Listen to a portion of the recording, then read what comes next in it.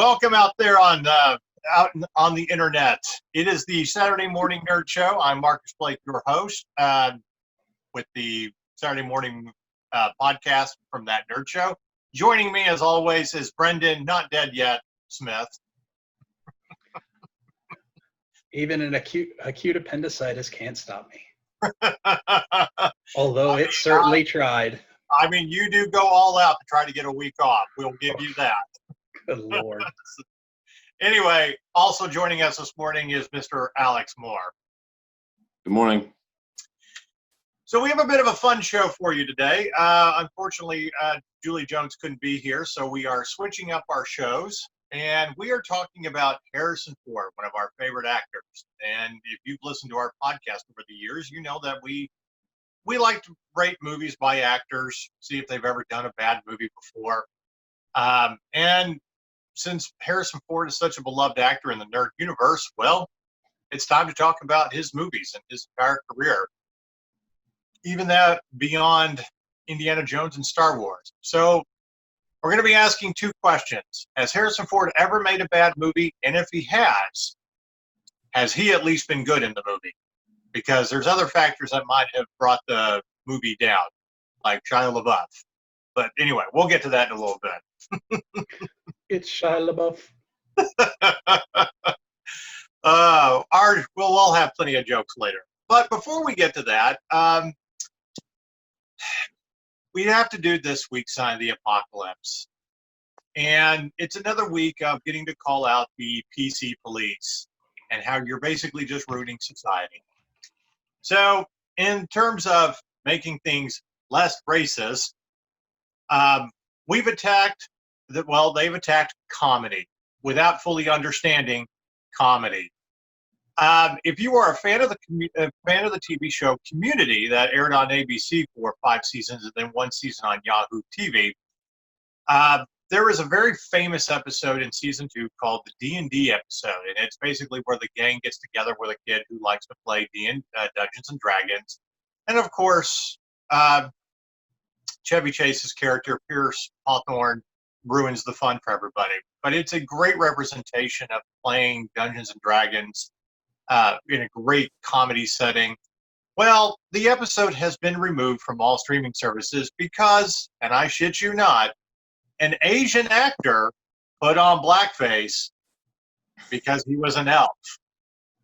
Okay? Yeah, that's right. An Asian actor put on blackface. Not to portray a black person, but to portray a fictional race that doesn't exist. Right, exactly. And it's racist. Right. And it was Ken, the Asian guy from the Hangover movies. I forget the last name. Ken Jean Long? Yeah. Doctor, isn't he? He's a doctor, isn't he? Dr. Ken? Right. But he played Dr. Ken Jeong. Yes, thank you. Anyway, he played a professor who ended up having to become a student because his degree wasn't really legit, and basically is the scenario is he goes to the game and has his own cosplay. He puts on blackface paint with ears to portray an elf. And they even make a joke from the black woman in the series of, we're not going to say anything about this hate crime over here. Literally satirizing blackface, dressing up as an elf, an homage to cosplay, and just how some people get it backwards. And you're talking about people who, share Onion and Babylon Bee articles like they're actually news. Like that guy, like the former vice president from Trinidad and Tobago, who held up an Onion news article as proof that FIFA was colluding with the U.S. against him. And it was like, dude, it's like, that almost sounds like it's something from the Onion. Oh, wait, it's exactly. Right. Now, granted, I love the Babylon Bee and their satire, and their great one this year was that the U.S. Supreme Court unanimously decided that the Star Wars Disney trilogy was no longer canon. My favorite one was actually from this week. It was Walmart to start enforcing people wearing pants. Right. But you make a great point that the people that get into tizzy about this kind of stuff are the same people that take this as legitimate articles and don't understand what satire is. So it's people who just read the headlines. They don't read the article. They don't watch the whole show, and they just regurgitate, based off of emotion and primal feeling without having let it sunk in and think about it, because they haven't been taught critical thinking. But I do want to point out too that, again, Asian actor dressing up as a fictional race, and that's racist. However, you can still watch Breakfast at Tiffany's on streaming services where Mickey Rooney is dressed as an Asian. So I guess there's at least one bright side that they haven't gone after Blazing Saddles yet, an entire film dedicated to making fun of racism. But that's probably next week. Look, and you know what's going to happen when they go after Blazing Saddles? They're going to ask Mel Brooks. He goes, what do you have to say to this? I don't know. Fuck you. But come on. To act like that this is some kind of racist or insensitive episode. I mean, did you watch it? Do you understand it? They've got to have something to be angry about, man. Right. Is the logic behind this is literally the same logic that really conservative Christian groups back in the 80s had, saying that Dungeons and Dragons was Satanism. So number one, I'm guessing the person behind this is actually a white person too. What'd you say? I just want to clarify the whole thing about Dungeons and Dragons and role playing in the 80s. Zelda was okay. It was just the turn-based style RPGs that were bad and evil. That's Well, adding to another layer of irony. But here one of my favorite stories about Dungeons and Dragons is this kid. This kid moves into a town, and it's like First Baptistville in like rural Illinois. And people think Illinois and they think Chicago. You go a couple hours south of Chicago, and there's fucking nothing. Anyway, so he's in rural Illinois. He gets a game of D&D together. Parents flip out. They go to their minister, and this kid might as well have played the lottery, because he got the one First Baptist minister in the state of Illinois that said, maybe I should find out what's going on before I burn this kid at the stake. He's 12. Right. So they go, he goes, can I sit in on a game? They say, sure. He's amazed to see these kids weaving stories, reading above their grading level, doing math and problem and critical thinking, skills above their level. He says, can I borrow the books? And he's astounded to find out that it says he's reading about a paladin, and they give real world examples about a paladin, like King Richard the Lionheart. Go to the library and read about King Richard the Lionheart. The book is encouraging the kids to go to the library. He goes, how can this be bad? So he says, can I play a game? So he plays a game. So after 3 weeks of research, he gets up on the podium to give his thing. And not only does he not condemn the game, but to the chagrin of all the parents who wanted to burn this kid at the stake, he institutes D&D night at the church. God bless that man. Yeah. I mean, it's almost like, it's like we're creating fictional problems to be upset about. Kind of like that town in the Midwest that banned dancing until that really rebellious teenager, Kevin Bacon, showed up and challenged them. And as we all know from Guardians of the Galaxy, Kevin Bacon is a hero that will save the world. So you know what? You guys are idiots, okay? If you're going to get your panties in a wad about an episode that you know nothing about, you are what's bringing down humanity. It's not Black Lives Matter or conservatives or Trump or anything like that. I'm sure they have their part to play. You're what's wrong with humanity. Okay. It's getting out of hand. It really is. Man, people are just losing their shit over the tiniest things. It's like, I think part of it is because we have like 30 million people out of work due to coronavirus right now, and I think people are just I'm working, and like I don't have time to be angry at shit like this. I think we need to get people doing shit other than scrolling through Facebook. there's a philosophy that you need to adopt. It's called, I don't give a shit, because it's not important. It's not going to make your life better or anything like that. There is bullshit, crappy TV out there, shit that people shouldn't watch. You can still rent Birth of a Nation. Okay? It's still out there. All right? If you don't like it, don't watch it. Skip right over that episode. Okay? There are episodes of, I'll put it to you this way. I still like the show Smallville. I only watch about half of it because the other half is like Dawson's Creek bullshit that has no point or adds nothing to the story of a young Clark Kent / Superman. Okay? So it doesn't, I just don't watch the episodes I don't like anymore because I can do that when it's streaming, when it's a TV show. Hey, streaming. look, if there's something you don't like, look, there's a lot of crap on TV. A lot. And then there's even more crap on your computer. Right. If you don't like it, click. Yeah. I mean, so, they're now, we can chastise you all you want and everything. And then again, another great irony is we're complaining about this one episode in a TV series that really wasn't that popular compared to other comedies. It didn't have the audience that Big Bang Theory had and other shows. But here's what's funny. You can still pretty much watch every Quentin Tarantino movie on streaming services where he himself uses the N-word quite a lot. copious amounts of times. Right. Is it because it might actually be in context, or it might be a little satirical when he uses it? I mean, the scene where he's talking about dead end storage in Pulp Fiction is a funny scene.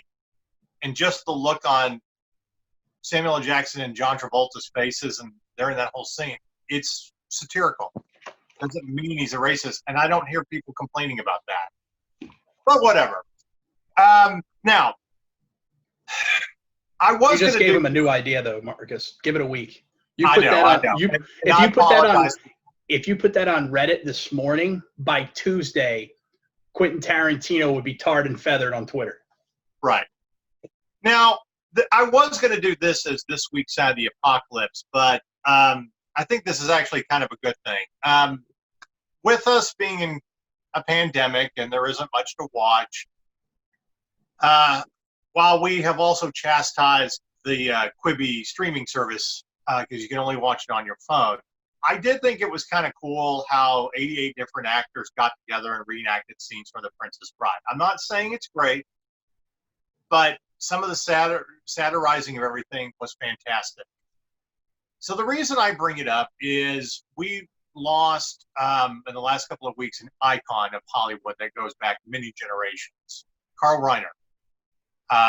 Carl Reiner was basically the one that talks about the model of TV that we love to discuss, that you have about 5 good years before a TV show starts to go downhill.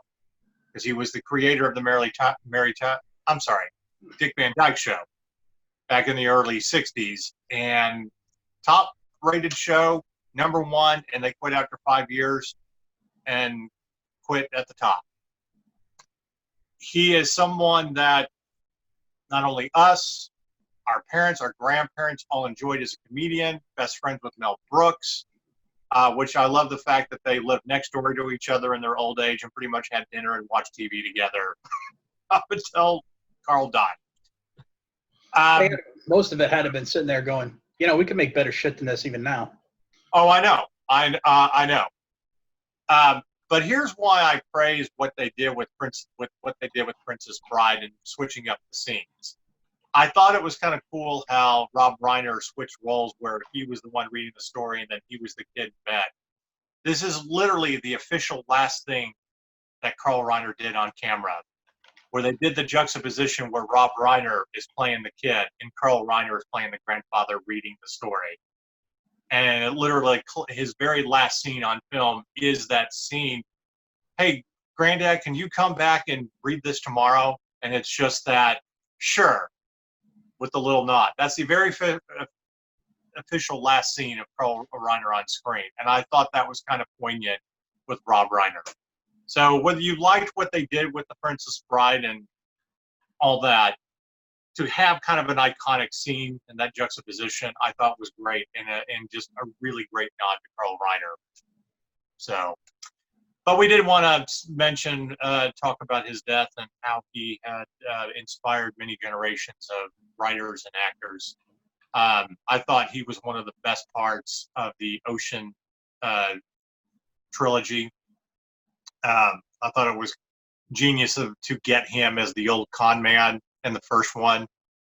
But anyway, rest in peace, Carl Reiner.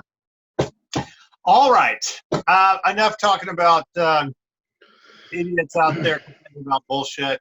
Let's get to the topic at hand. Has Harrison Ford ever made a bad movie? And if he has made a bad movie, was he bad in it? So, I'm going to set a couple of ground rules here because we're looking at IMDb.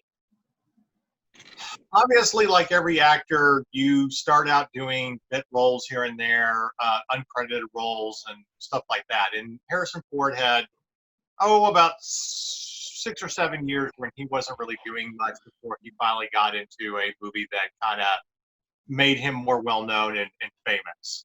So we could talk about all the stuff he did, from guest parts on The Virginian and Gunsmoke and the FBI and blah, blah, blah, blah. That doesn't really matter. So we're going to start with one film where we really got to know Harrison Ford and kind of started him off becoming a household name. Not Star Wars. We're not starting with Star Wars. We're going to start with American Graffiti, George Lucas's second feature film after THX 1138, where Harrison Ford played the cowboy fast driver Bob Alpha. So here's the question. Was American Graffiti a bad movie? I say no. I love that movie, and I loved his portrayal. Isn't it on AFI's top 100? Yeah. I was gonna say that's pretty much solidifies it as it's a good movie. Well, I don't necessarily always trust what they have on that list. So I mean, for me, it's a great movie. I love everything about it, and I love his character and just that country twang with that ridiculous hat. I mean, he was great. So Alex, you really wanted to do this show. What do you think? American Graffiti, bad movie? Was Harrison Ford bad in the movie? I'm pretty much in agreement with you guys. I don't think there's really anything to dislike about that one. So, okay. This is what we call a foregone conclusion or rhetorical. But I at least wanted to mention this great movie. And if you've never seen it, go watch this movie. It still holds up nearly 50 years later, because kids still drive around in fast cars. By the way, all of that street racing, it's also called a predecessor to Fast and Furious. That was Fast and the Furious in the 60s, but with a great soundtrack. So, and cooler cars.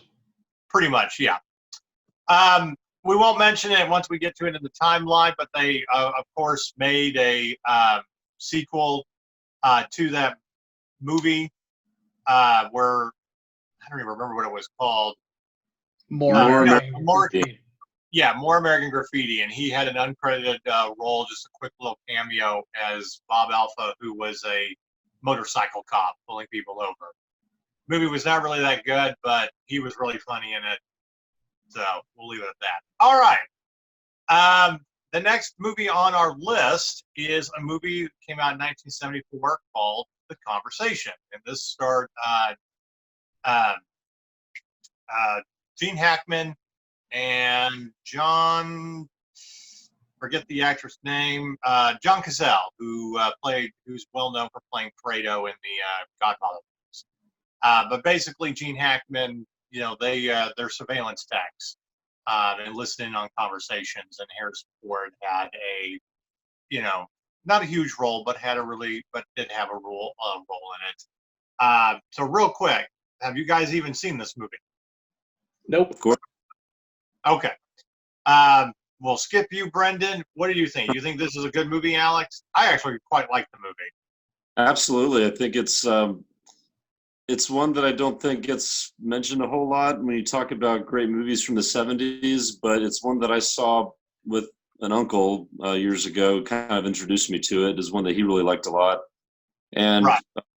so it does a good job of creating a story, but then also sort of playing a little trickery with it's got a lot of psychological elements to it. Right. Aside from just being an interesting story. So. Right. Don't necessarily remember Harrison Ford so much for that movie. I just think of Gene Hackman, but obviously he's in it. And I don't really think there's anything bad about it. So No, Harrison Ford stands out a little bit in this movie. You know, he is memorable in it. I will at least say that, but it is a very good movie. So, Harrison Ford made some TV movies in between that. The conversation and stuff just to keep working. But he was also working as a carpenter at the time, and I think we all know the story of how he was brought in to read sides for actors auditioning for a little-known space movie called Star Wars. And then, of course, it landed him the role that would change his career as he had the best chemistry and took over or got the role of Han Solo. I don't feel like we need to really say much on this because it's fucking Han Solo and Harrison Ford. So if you are one of those out there that you don't like Harrison Ford in this movie and you don't like Han Solo or Star Wars, first of all, you're watching the wrong stream.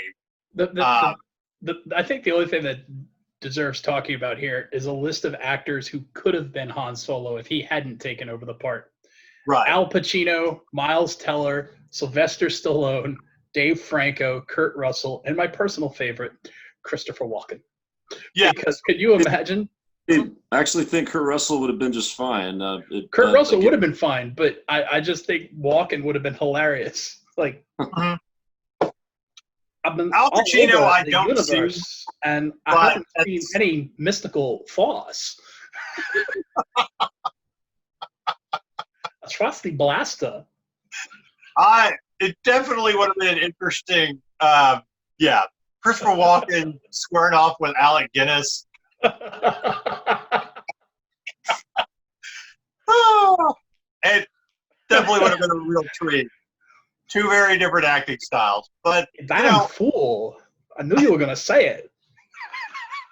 Oh my god, I agree. Every line out. I agree that Kurt Russell would have done a pretty good job in that role. I don't doubt it or anything like that. And I think if Harrison Ford had gotten it, it should have gone to Kurt Russell. I'm trying to imagine Christopher Walken doing the Yahoo at the end of the that Star Trek.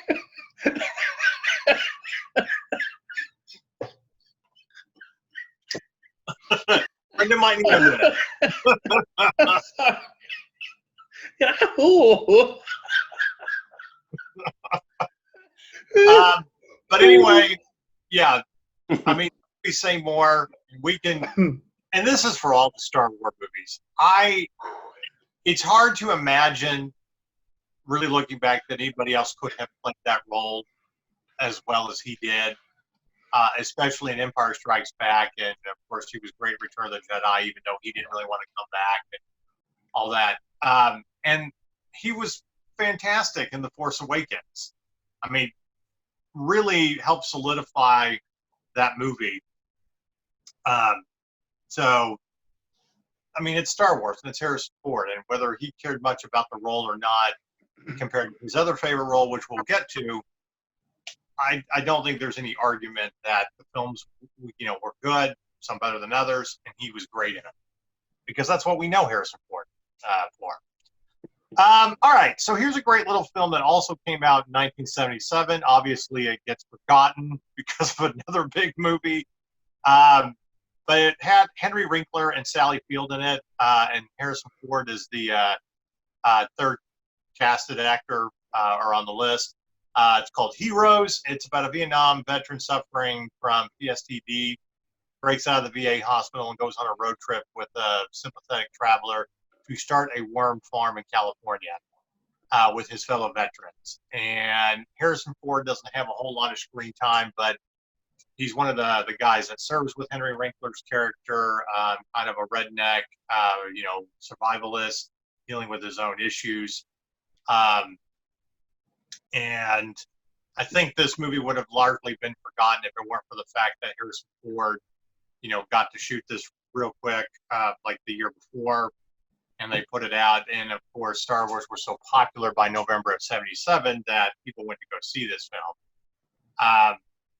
I've seen it a couple of times. I'm not saying it's a great film, but Harrison Ford is definitely memorable as, a veteran with just trying to live his life and stuff. Have you guys seen this film? I have not. Okay. Yeah, that's one I hadn't even really heard about. So, well, it's funny to talk because we're getting to movies that Harrison Ford was in between Star Wars and Empire Strikes Back, when he actually got to, get more work. On the list, of course, is the Star Wars Holiday Special. We're not going to mention that. That's not a movie. No. That's a dumpster fire going down a flooded street. That's what that is. It was ill-conceived, ill-executed, poorly written. Yeah. I'm pretty sure everybody was drunk by the end of all that, just having to do that shit. Pretty sure everybody was drunk when they started. Yeah. So, Harrison Ford, in 1978, did this great little war movie. It's a sequel to The Guns of Navarone, called Force 10 from Navarone. And he plays an American colonel, side by side with Robert Shaw from Jaws and Russia for Love. This is a very good movie. I have seen this. Yes. I enjoyed it thoroughly. And I actually only discovered it a couple of years ago. I think I was homesick from work or something, and I was like scrolling through Netflix or something, and it popped in my queue. Well, it's one of those underrated World War II movies that kind of came later after we have the bulk of great World War II movies throughout the 60s and early 70s. Like A Bridge Too Far, The Longest Day, The Guns of Bridge Over the River Kwai. Right. The 86 John Wayne World War II movies. Right. Alex, have you seen this movie? I have not. Okay. One of the best. It's worth it for no other reason than to watch Harrison Ford spar with Robert Shaw. Verbally. Oh, yeah. And they were great together. Yeah. Absolutely great together. It should also be noted that there was a stowaway in the movie played by Carl Weathers, a sergeant who stows away on the mission. So basically, think Robert Shaw, Harrison Ford squaring off one another, and then that third sidekick who's just mouthy, Apollo Creed. And one of my earliest crushes and favorite Bond girls of all time, Barbara Bach. Yes. Who does get nude in this movie, as she is a secret agent seducing Nazis. Also, she was also the Bond girl in the best Roger Moore James Bond movie. The Spy Who Loved Me. Yeah. Well, I mean, I love Live and Let Die, and I love For Your Eyes Only. For Your Eyes Only has the best at least the best Roger Moore James Bond theme song. But I think The Spy Who Loved Me is probably the best one that he did. If for no other reason, the Lotus Esprit submarine car. Thank you. I couldn't remember which one that was in. I was wanting to think it was Octopussy, and I was like, no, it's got to be. I'm pretty sure it's that one. Yeah. Yeah. We are correct on that. That's where they had the submarine car, right, Alex? Mm-hmm. What? The Spy Who Loved Me. They had the submarine car. Yeah. Yeah. Okay. All right. But yeah, that's a great movie. That's 42 years old, came out the year that Brenda and I were born. If you have not had a chance to see it, it is a worthy sequel to The Guns of Navarone. Go check it out. There is another great World War II movie that he did within a year of this called Hanover Street. Now, before I talk about it, have you guys seen this movie? I have not. Okay. No. I actually had a film professor in college who suggested it to me and saw it on VHS. Harrison Ford plays a B-29 pilot who, while London is being bombed, basically befriends an English nurse, and played by Leslie Ann Down. And if you don't know who she is, her later career was in soap operas, but she's more well known for the North and South miniseries in the 80s, playing the love interest of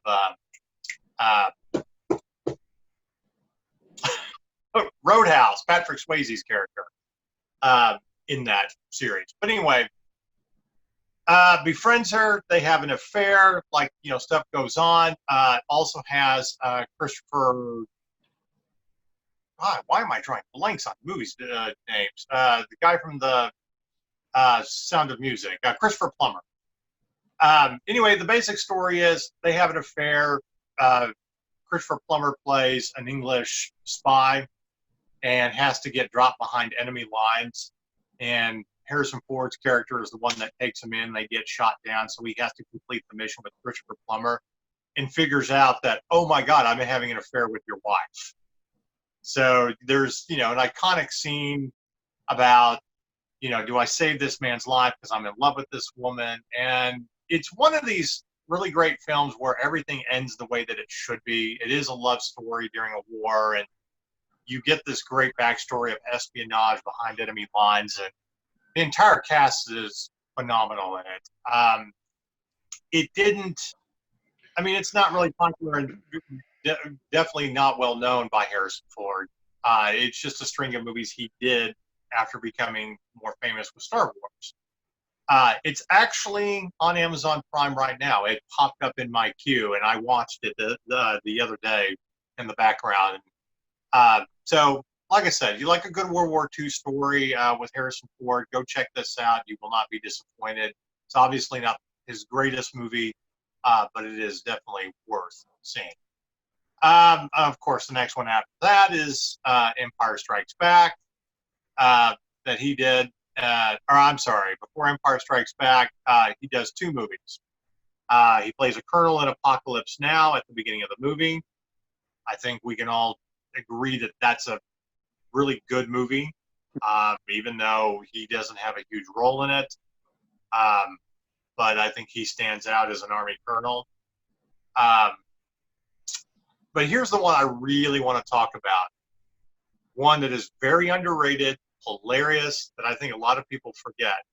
And this was one of the this was a Western that he did called The Frisco Kid with Gene Wilder. And the basic premise is Gene Wilder is a rabbi traveling across the West. He comes from Poland or someplace, shows up in Boston, gets robbed, but he has to travel to California, and he befriends Harrison Ford's character, who's a bank robber.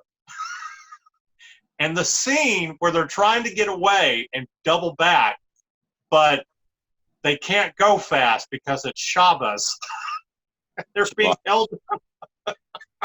They can't go off until sundown. Is just it's a delight of a movie.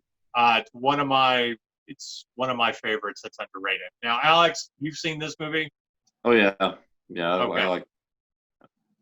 Brendan, you've I seen have this? not. No. Really? Need to see that one.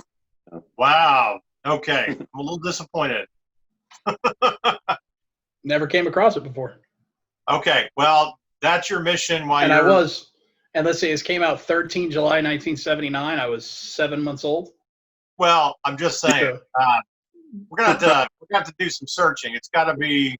Let's see if it's free on Amazon Prime or something. But yeah, it's a great movie. Well, you don't like the movie, Alex? You're like wincing. No, I liked it. Okay. Yeah, it's just just. if it's on Amazon Prime or not, man.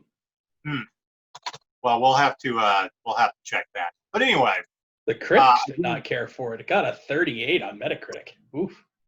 well, I think most people are like idiots. Again, it's Harrison Ford playing a bank robber and has Gene Wilder in it. That's another question. Has Gene Wilder ever really made a bad movie? So, but if you've not seen The Frisco Kid, definite, huge recommendation that we made. At least Alex and I. Now, of course, we get to The Empire Strikes Back. We're not really going to touch on that because it's The Empire Strikes Back. It's the best movie of the Star Wars saga. Harrison Ford's got the greatest line in any movie. I mean, I know. Yeah. What else can we say? So, which brings us to the role that Harrison Ford likes the most of anything that he did. Indiana Jones and the Raiders of the Lost Ark. All right, so here's the question I'm going to ask as we talk about the Indiana Jones movies. First one, Raiders of the Lost Ark. Is this the best Indiana Jones movie for you guys? Alex, how about you? I would say yes. Okay. I'm torn.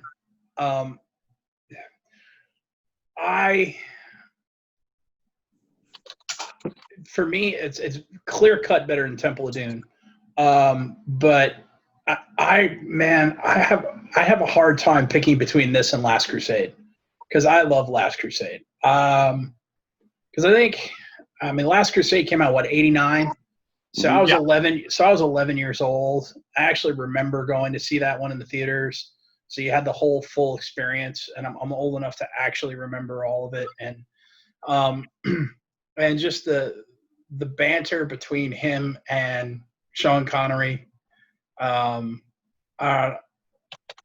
know. I like that one a lot. It's hard for me to pick. 1A and 1B are those two. Like Temple of Doom is a distant third, and then Crystal Skull is somewhere around 45th, even though it's actually fourth. Well, here's my take on it. I freely admit that The Last Crusade is my favorite, and it is for nostalgic purposes because I remember going to the theater to see it with my dad and my grandfather, who, within a year or two would get cancer and pass away. So it was the one time we got to enjoy this movie and to all of us laugh and enjoy it and all that. It was also the first time that my dad realized that I had hit puberty because I understood the joke in that movie of, Harrison Ford asking, "How did you know she was a Nazi? She talks in her sleep." And I understood what that meant. Yeah. So I don't know if it's necessarily a better story. I think it's equally as good of a story as Raiders of the Lost Ark. But I'll always watch The Last Crusade a little bit more. I just watched it the other day, actually, because all of the original. I guess all four of them are on Netflix right now. Right. But I don't think anybody can take away from how great Raiders of the Lost Ark is. No. It's like I said. I'm not saying Raiders of the Lost Ark is bad. I just love them both so much. Like those are clear. I could watch both of those back to back all day long. Right. But here's the other question that outside of kind of what we're talking about, obviously Harrison Ford is great as Indiana Jones, and it's hard to imagine anybody else doing it. But for those that don't know, he wasn't the original choice. It was going to be Tom Selleck from Magnum PI, but he couldn't get out of his contract to do the movie. And you can even go to YouTube and see the screen test that Tom Selleck has with Sean Young, who was the original choice for Marion.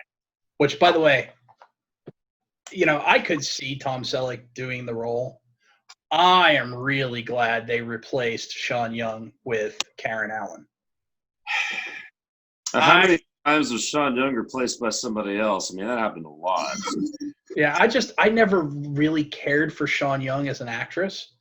I think it would have been great as Vicky Vale, though, in Batman. That's one that she had, maybe, and I don't dispute that. There's just something about Karen. Sean Young to me comes off as a very cold fish, and Karen Allen just is a little spitfire, and I think she was just perfect for that role. Yeah. So, here's a question I would ask, though, when talking about Tom Selleck. As much as I like Tom Selleck, do you think he would have come up with the ad lib to fire the gun when the guy had his whip out? Well, I guess that depends on what story you believe. Because I mean, one story is Ford was sick. Another story was he was just tired. Another story is that he was hungover. So I suppose my guess would be probably not, but who knows? But I think put it this way: I think Selleck would have been better as Indy than Sean Young would have been better as Marion. Like he would have been a better Indy than she would have been a Marion. Right. Now, obviously, it wouldn't be the same, but I just think Karen, it wouldn't have been, or I should say, it would be a much bigger downgrade from Karen Allen to Sean Young than it would have been from, especially at the time, from Harrison Ford to Tom Selleck. Well, let's take 3 minutes. I want to bring it up and just have everybody, take a look at this. I mean, we asked the question, we can't imagine it, but if you haven't ever seen the screen test, I mean, here it is. And it's on the set. It's right in the bar that, Indy finds Marion in like Nepal or whatever, or Tibet, wherever she is. Right. So, I mean, Coyote, Tom Selleck.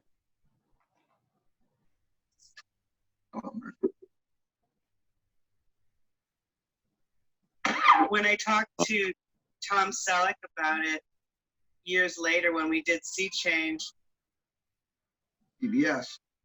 sorry. And they're both. it had taken me over once. There's In these last 10 years, but no matter how much I Karen was the clear favorite. Well, never mind. I apologize. I got the wrong clip. Yeah, all right. That's all right. But as I said, it's great to kind of go back and look at that and what they did. And I think that's also another thing, too, that people forget that Tim Matheson also auditioned. They were just coming off doing Animal House. Now, I mean, Tim Matheson would not have made a great Indiana Jones. I like Tim Matheson, but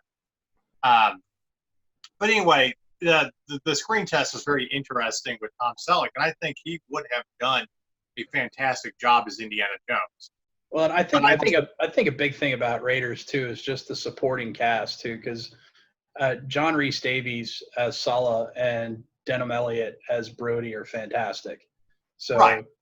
There's a lot to be given for that, and then it's just you mix the great evil of our time in the Nazi Party with religious imagery, archaeology, a little bit of action, a little bit of little bit of glib repartee, and it's a nice little soup.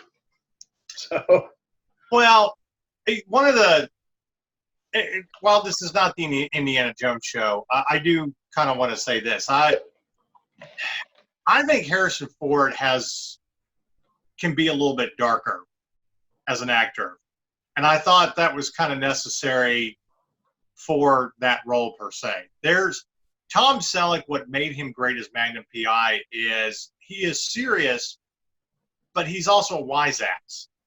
Okay, and I'm not saying that he wouldn't have been good at it. I think there was a darker element to Indiana Jones that Harrison Ford brought to that role, which made it great.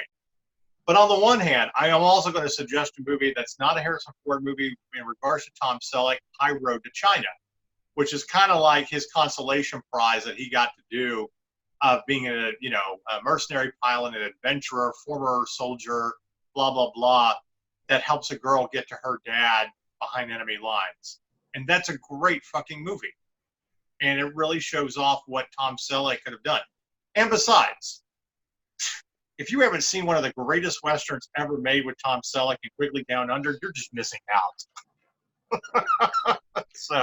So in the movie, I know this isn't the Tom Selleck show, but in the movie, there is a scene where Quigley, the main character played by Tom Selleck, takes out two guys with one rifle bullet.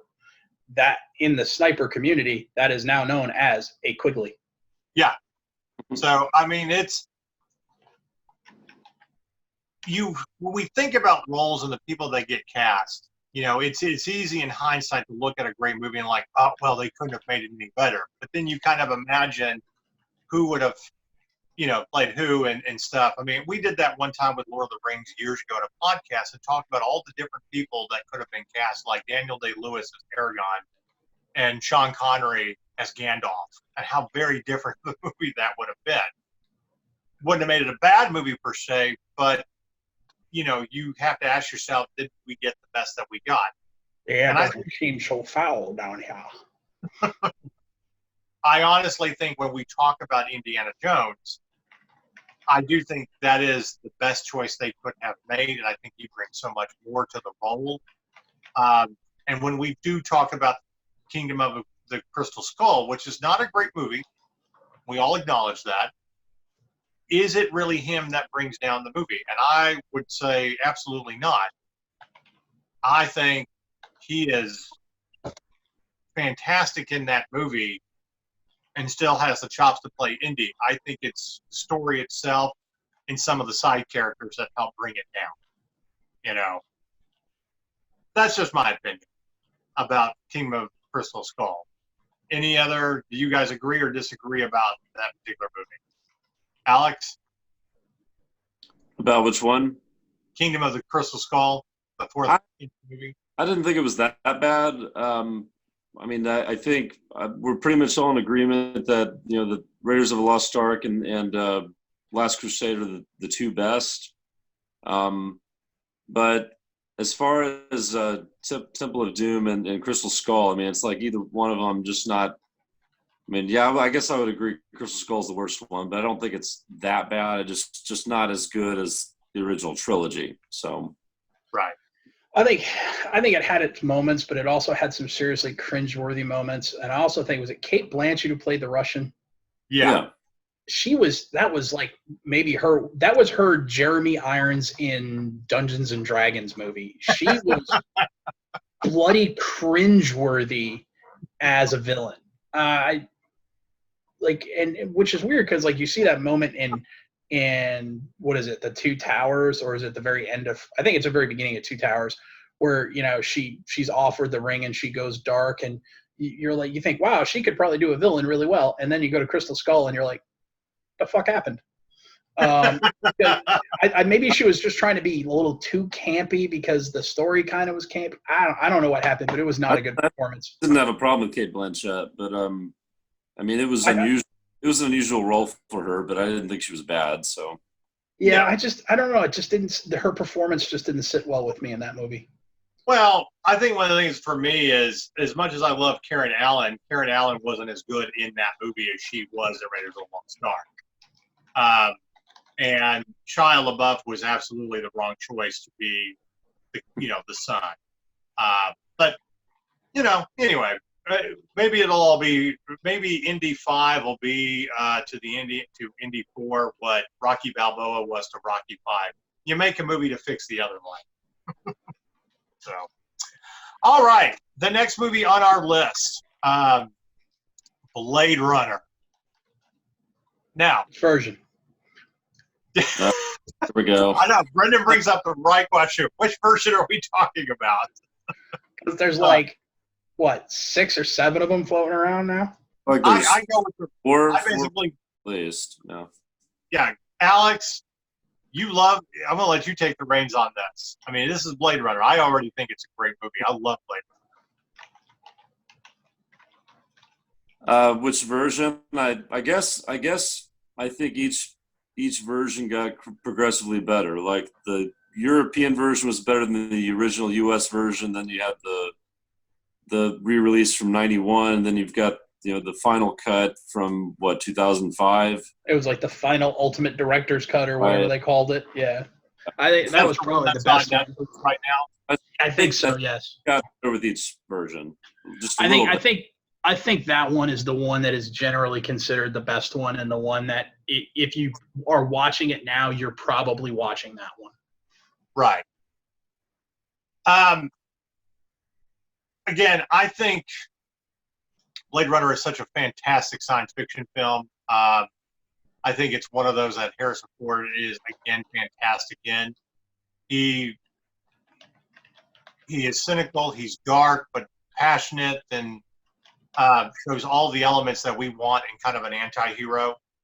I'm sure there are other actors that probably could have done the role okay, like Kurt Russell, but I don't know if they would have been any better. And maybe it's hard to imagine that after 38 years since the film came out, but I'll also say this. I also look at Blade Runner and Harrison Ford with Blade Runner 2049 and how great that film was. I mean, that's one of the few films I've ever given a perfect 10 to. I have found really no fault with it. Loved the pacing, loved everything about it, and I love Harrison Ford in the way he came back. In just that very last scene where there are no words by him and just him putting his hand up to the glass and looking at his daughter, and he's emotional and stuff. And him and the way him and Ryan Gosling played off each other.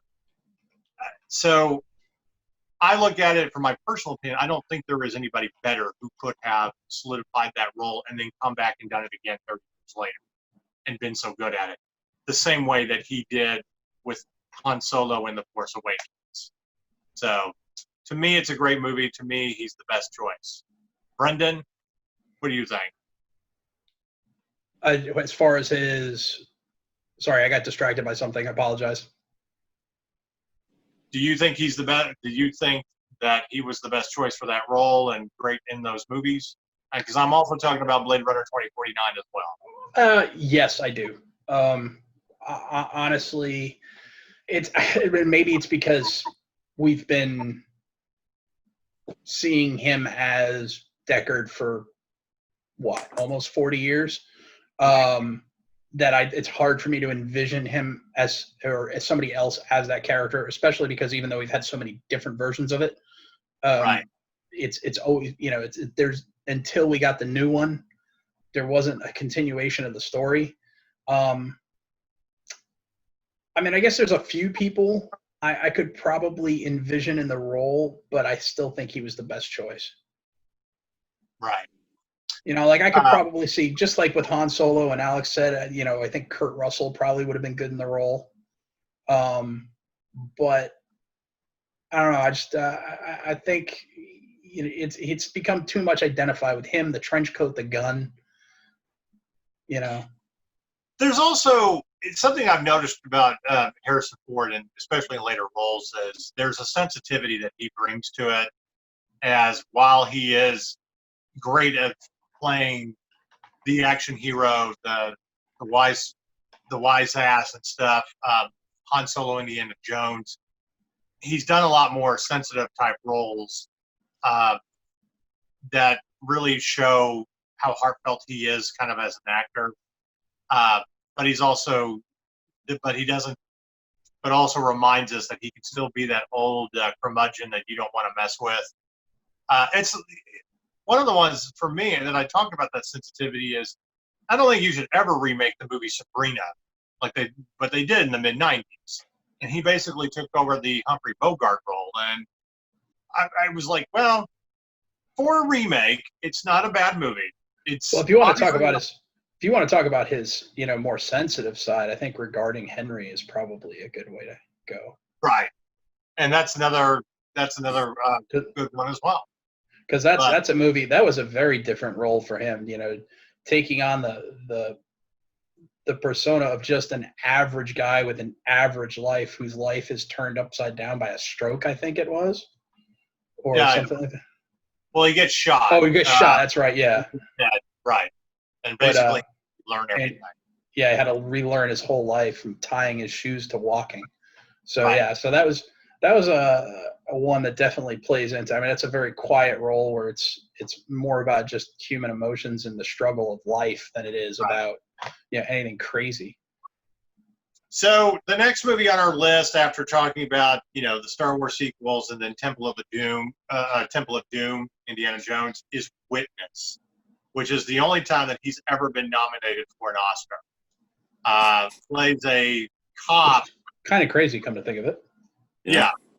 plays a cop who gets set up and has to hide out with the Amish after being shot.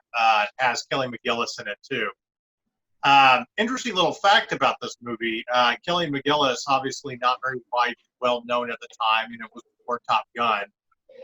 She was still working part time at a coffee shop in New York, in between like small roles, and it was Harrison Ford and Peter Weir that literally came to the coffee shop in the middle of her shift and were like, "Did she take a break so we could talk about the movie?" I've heard funny stories about that. Like, yeah, there's a waitress here. She's doing coffee, and oh, it's just Harrison Ford and this other guy that want to talk to her about a movie. But when it's funny to talk about Harrison Ford and his greatest roles. Anytime I've ever done a film study course, this is the movie that people pull out of Harrison Ford's. They make you watch. Just from character study, emotion, action, everything that you would want in a great role, all wrapped up in this story, and this guy that is out of his element, living with the Amish, but also falling in love with an Amish girl. And, he's more in his element of being, among bad guys and in the sewers of society, so to speak. And just had a really great fucking cast to that movie as well. So one of my personal favorites, I get no objection about him. I honestly thought it's an Oscar-worthy performance. That's my opinion. Alex, how about you?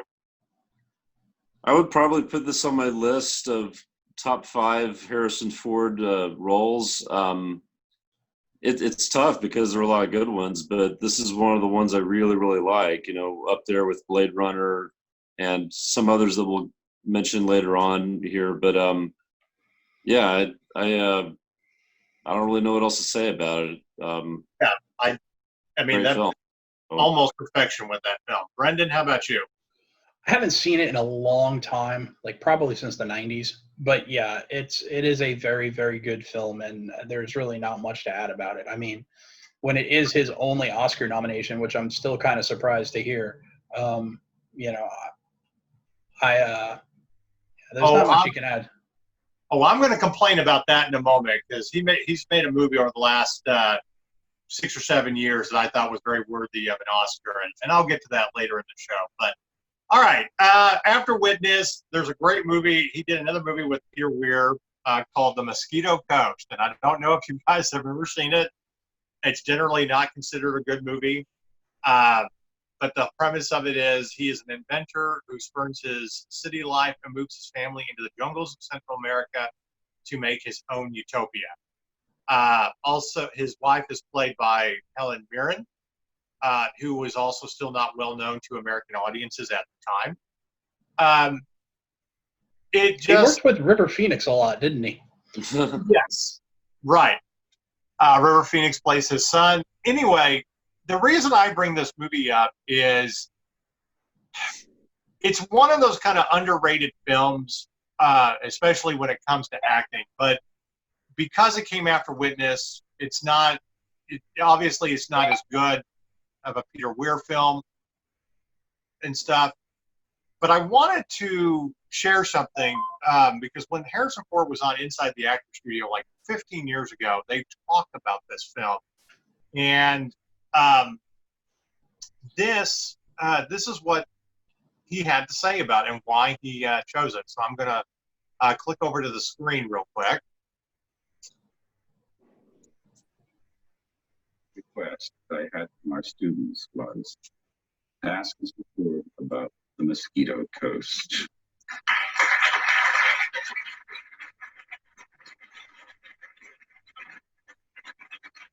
You've said on occasion this was one of your favorite roles.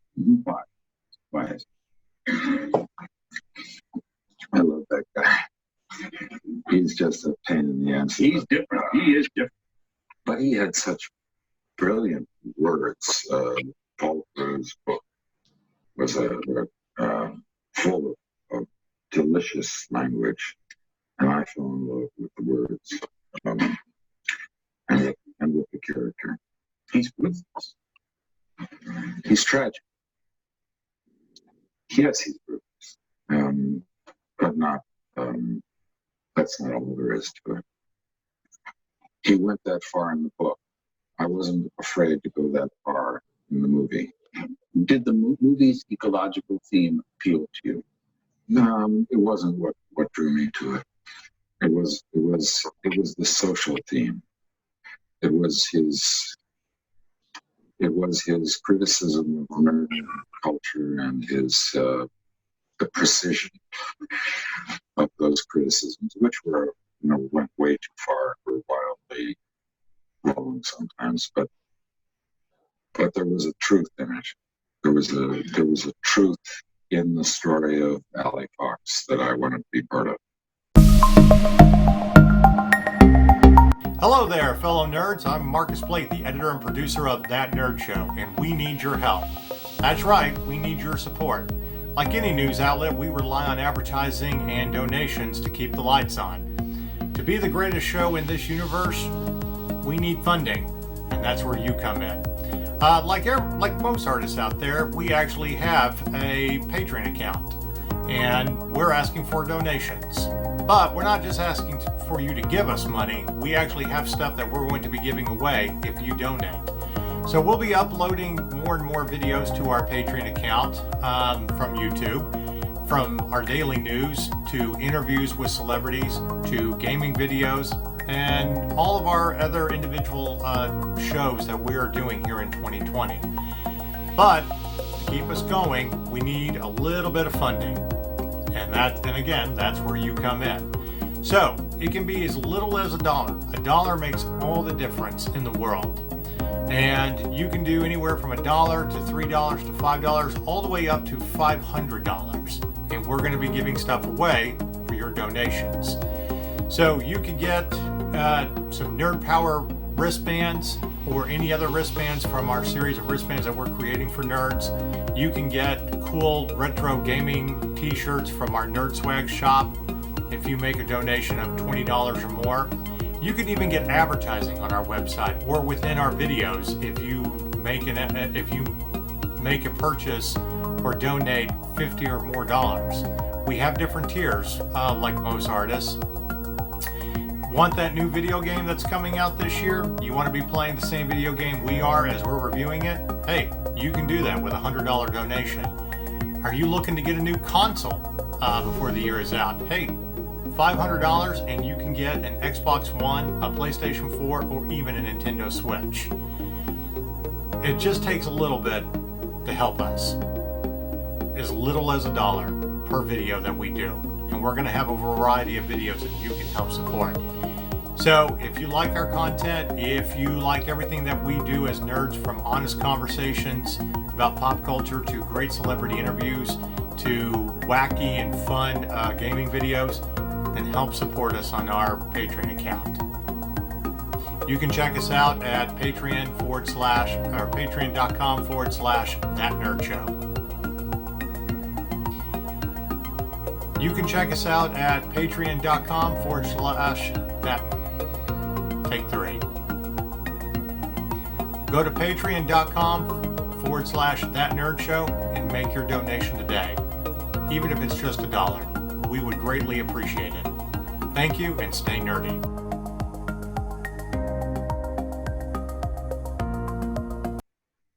Anyway, I just thought that was interesting about how he described that movie, that he is not as well known for, why he did it, and how it kind of stretched his acting ability beyond Indiana Jones and Han Solo.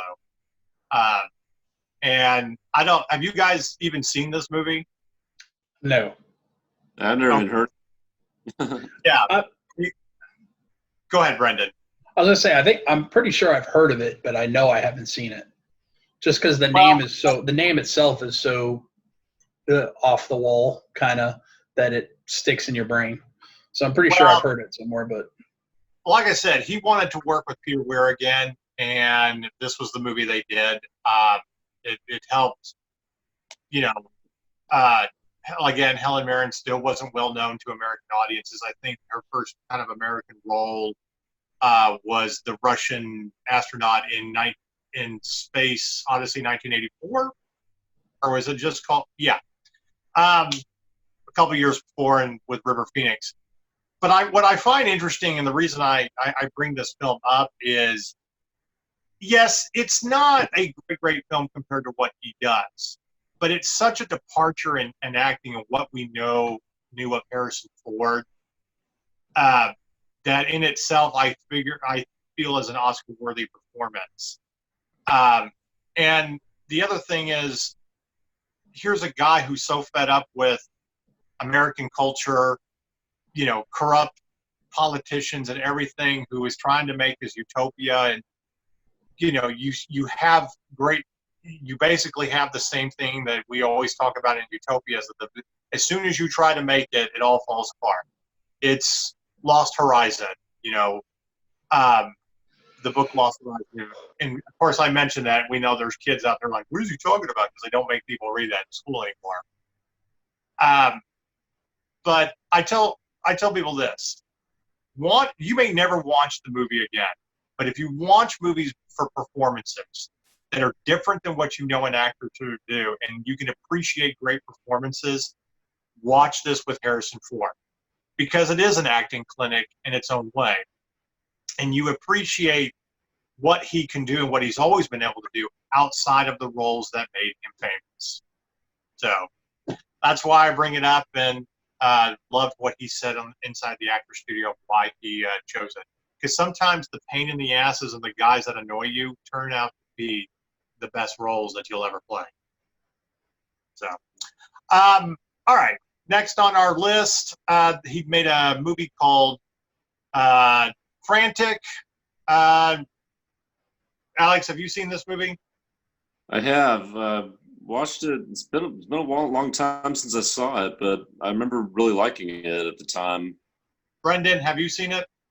I have, yeah, it has been a long time as well on this one, but it was a really good one. It's a really good kind of like, I don't know, kind of mystery noir type film. And here is the one thing that makes this movie great for Harrison Ford. It's the movie where his character is not in control or that confident. Where we have always seen him in a competent role and have the courage of his convictions, no matter what he's doing. And this is the one thing where he's totally out of control as he's trying to find his wife, and there's a grand scheme going on, and he's being helped by a French woman.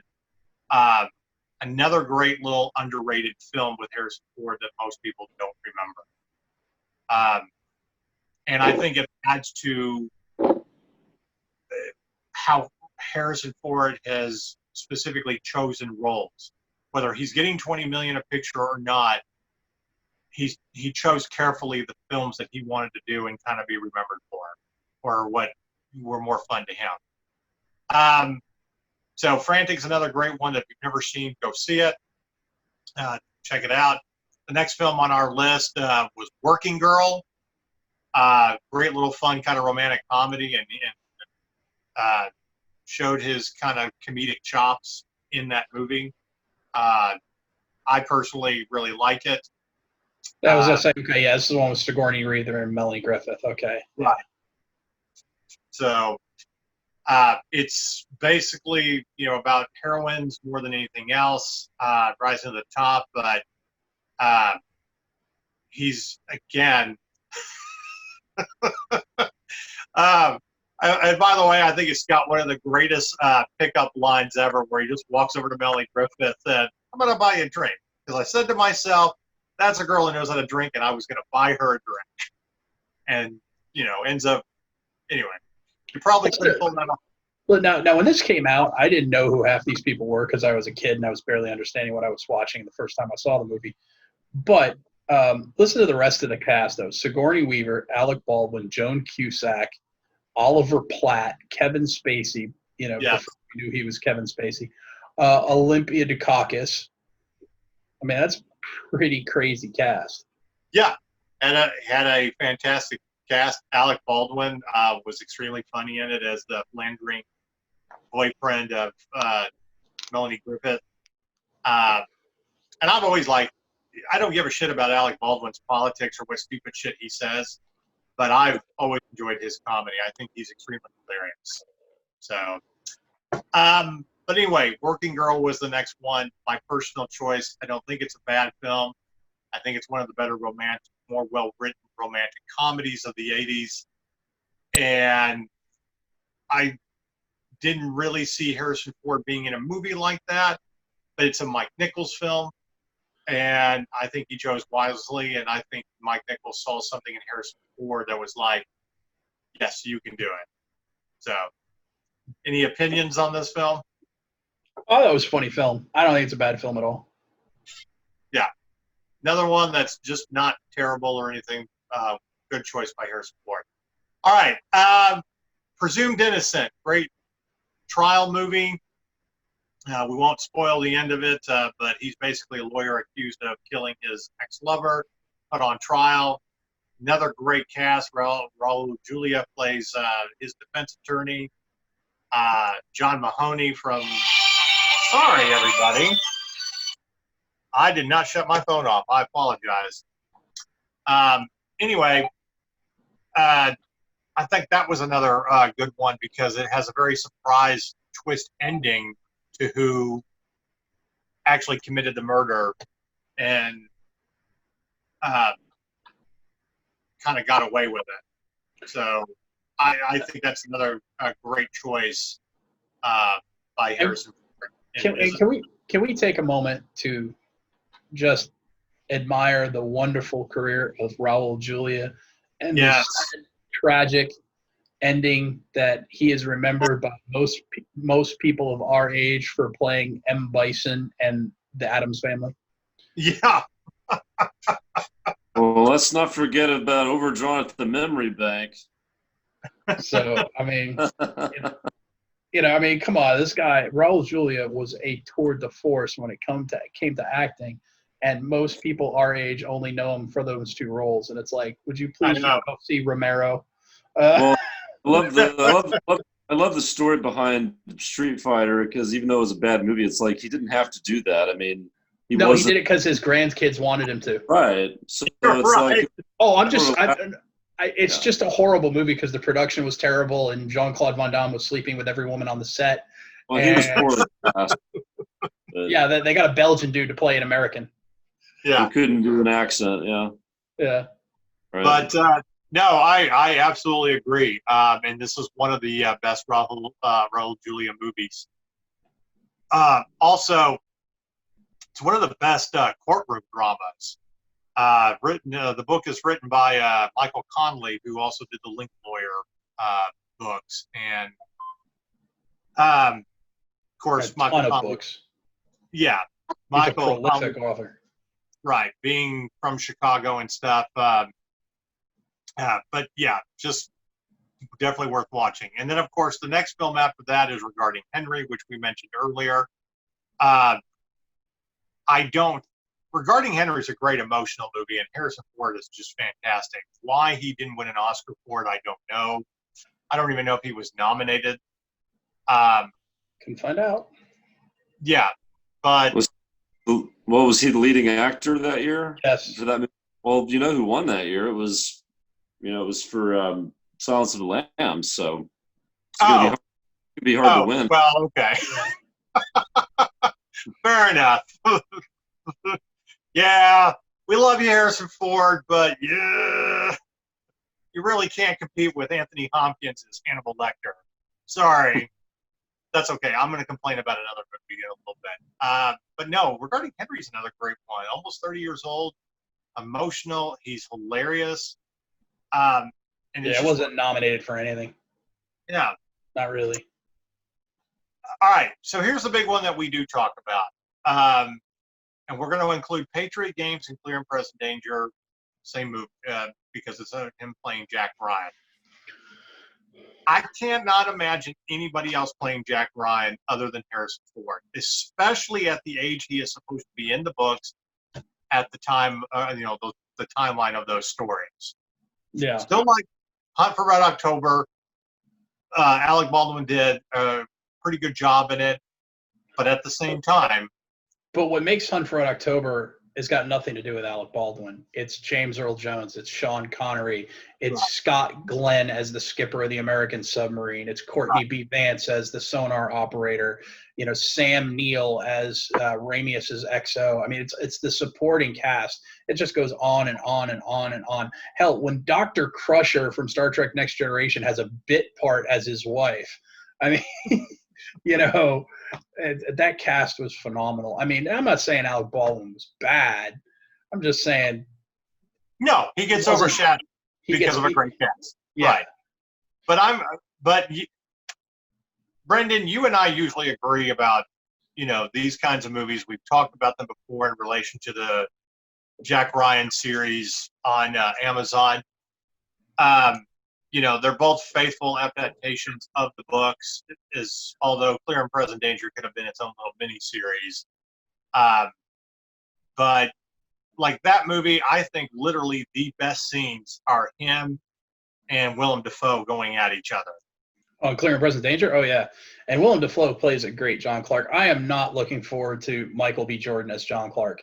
And, like, No. it's not even – all right, even though it is kind of annoying that they cast an African American man as for an Irish character, but it's not even about the gender. Like, I could see different black actors playing the character or the archetype of John Clark, but Michael B. Jordan is a very, how shall I say, boisterous personality.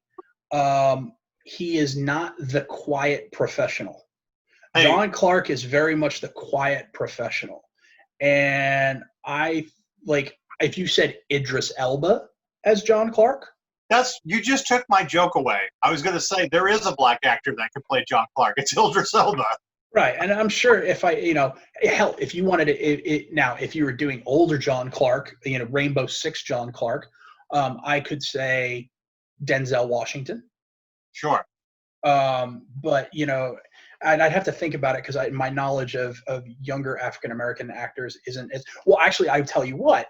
I will do the Michael B. Jordan's counterpart in Black Panther. What the heck is his name? Boseman. Yes, Chadwick Boseman. Chadwick Boseman would be a much better John Clark than Michael B. Jordan. I agree. And it's nothing against Michael B. Jordan. I love him as an actor. He was great in the Creed. No, I just think he's miscast. I just don't think his personality. Now, it'll be interesting if he can stretch his acting skills. I think this is what I'll be most interested to see about it is, can he stretch his acting skills to become John Clark rather than just being Michael B. Jordan reading John Clark's lines? Now, I will say this about Michael B. Jordan. If you are looking for a really great drama, socio-political movie and everything, Ryan Coogler's movie that before they did Creed, the first Creed movie, Fruitville Station, about a young black man who got killed for no reason at Oakland subway station. Go watch that because he is fantastic in that film. But, yeah. Anyway. Getting back to you guys know how Brendan and I feel about these movies. Alex, I'm curious to know how you feel about the Tom Clancy movies and Harrison Ford playing Jack Ryan. Well, I don't think I have the same level of affection or maybe the same understanding, but I saw those as a kid and thought they were great. So, they were, Harrison Ford was, to me. I realized that he had already been well established for a good 10 years at that point in terms of his popularity, but so many great action films that he was a part of during the 90s that I remember so fondly, and those were part of it. Well, there's one thing about Patriot Games that I always mention, and I've had debates with English people about this. Harrison Ford never used it as a way to admonish the IRA as a group itself, but also that story was calling out the extremist groups within the IRA that did their own thing and being the groups that were bad, not the whole organization. The scene of him in that movie walking to the Irish bar with Richard Harris. Oh, Thank you. yeah. Fantastic scene. And Samuel L. Jackson. And I love it, too, because Samuel L. Jackson's just in the background being all quiet, and you know he just wants to say, yeah, my boy's a bad motherfucker. But That's the greatest scene in that line. Going above and beyond the call of duty, even a Marine, we present Professor John Patrick Ryan with the Order of the Purple Target and hope that he will duck next time, lest he be part of history rather than a teacher of it. And I love that scene because that is so totally something a sailor would do to a Marine. Right. Absolutely. And don't forget Clear Danger, another great film from 1994. So there you go. I know. Yeah. That pops up in our 1994 category. But again, my point is they talk about extremist groups, and they're not pointing out at the whole IRA as being bad, but trying to understand the situation. And even Tom Clancy was trying to point that out in the book itself. So I was always kind of proud about that theme, in the movie. And you understood why you had extremism. And again, I mean, that movie was just in the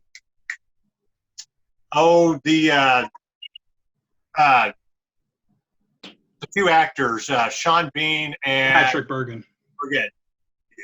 They're such great actors to begin with that they can easily overshadow. Yeah, I mean, once again, another great cast, and so it's just there's a lot of people in that movie, a lot of great British actors in that movie who American audiences aren't, too exposed to, like the gentleman who plays the head cop for SO15, and he says we appreciate you not reading the papers, even Doonesbury. All right, we're going to have to kind of speed this along here. The next movie we got to talk about, The Fugitive. Great fucking movie. I'm sure somebody else could have played that role, but the only complaint I have about that movie is that there were not more scenes, between Tommy Lee Jones and Harrison Ford. But when they were in the same scene together, it was fantastic. Yeah. A great cat and mouse game. And I know Harrison Ford has talked about the reason he chose that was he wanted to work with Tommy Lee Jones. And need I say more? Any complaints about that movie? It's absolutely one of my favorites of Harrison Ford. That's another one on my top 5. It's just outstanding. And Joe, I love Joe Pantoliano's repartee with Tommy Lee Jones going back and forth too. He goes, "Boss, when I die and come back, I want to come back just like you." And Tommy Lee Jones goes, "You mean happy and handsome?" You know what? I got a funny story. We met Daniel Roebuck a couple of years ago at the Oak Cliff Film Festival. He just kind of popped in, was presenting some old movie that he did or whatever. And he was just hanging out talking with people. And I was talking with Mike and Stacy, who, volunteer and help put things together. And he just was introducing himself. And I was like, "Oh, Fugitive." And he's like, "Yes, I was in that movie." And we were just like, "It's one of my favorites." And he even made the joke. Yeah, it's like, it's hard to get a line in when you have all these great actors, Tommy Lee Jones and everything. You have to really pick your moments. And I thought that was really fun. It's like, I can imagine. But he was extremely nice. All right. We're not going to harp on it too much because Brendan and I could go on and on about this movie, but we don't have the time. The Devil's Own. One of our favorites. Finally, a decent Irish movie. Right. And again, it touches upon the theme of trying to understand the extremism, where they come from, and what their roles are and stuff. And Harrison Ford's character as the old cop, yes, he has to take him down, but he's also not going to let him just be gunned down by shoot to kill type of people. He understands. I think the chemistry is great. I don't care about any of the on the set controversies, and I know the script, not everybody was completely happy about, but I think they pulled off a really good movie. And really, my favorite scene is when they're playing pool and all of just the racist jokes going back and forth. And nobody shies away from it. It's like, you know what this is, Irish? It's an Italian love muscle. Aye, that's why it's in your hand.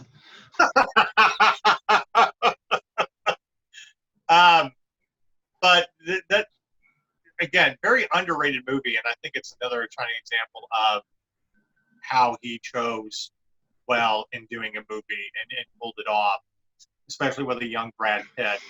And I praise Brad Pitt for having a fantastic Irish accent, understanding the story, and stuff like that. So, but again, Brendan and I can go on and on about that movie. You guys know how we feel about it. Alex, real quick, have you seen this movie? I did, but it's been a long time. It's probably one that I need to rewatch, I would say, to really get a feel for it. It's worthy of a review. Maybe we should watch it. All get together and watch it the week before St. Patrick's Day. Hey, triple feature, that movie and the Boondock Saints. There you go. You want to watch The Island of Rowan Inish? Anyway, the next great movie on our list, one of the best fictional presidents ever, Air Force One, and one of the greatest. Get off my plane. It is over-the-top action. That's why I got the role, is just for that line, right? Yeah, it's over-the-top action, and you can tell it's also got a great cast. But, I mean, Harrison Ford is definitely convincing because, again, in the books, Jack Ryan does become president, and that's exactly what fucking Jack Ryan would do. Well, and also I love the final scene when they get him on board the transport plane, and the pilot's when he's announcing that they're changing call signs to Air Force One, and his voice cracks because he's so excited.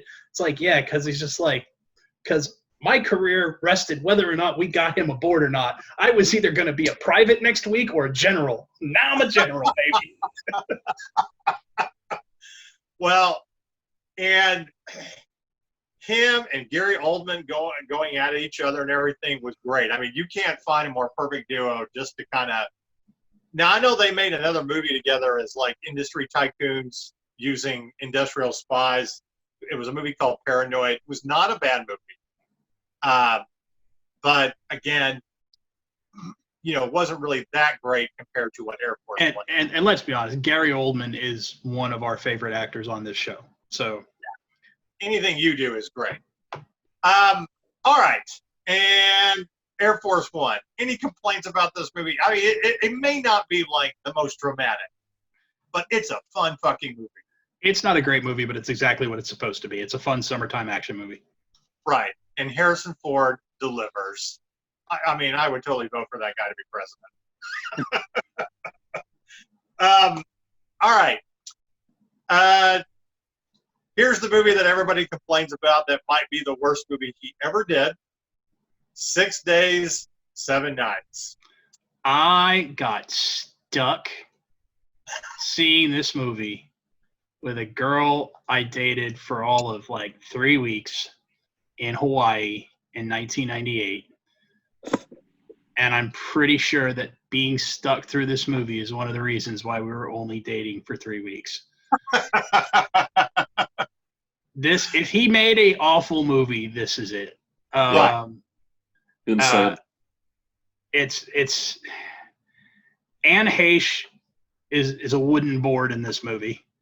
David Schwimmer, I know his character Ross is always kind of a little confused on Friends, but like at least he has a compass and kind of knows how to get where he's going.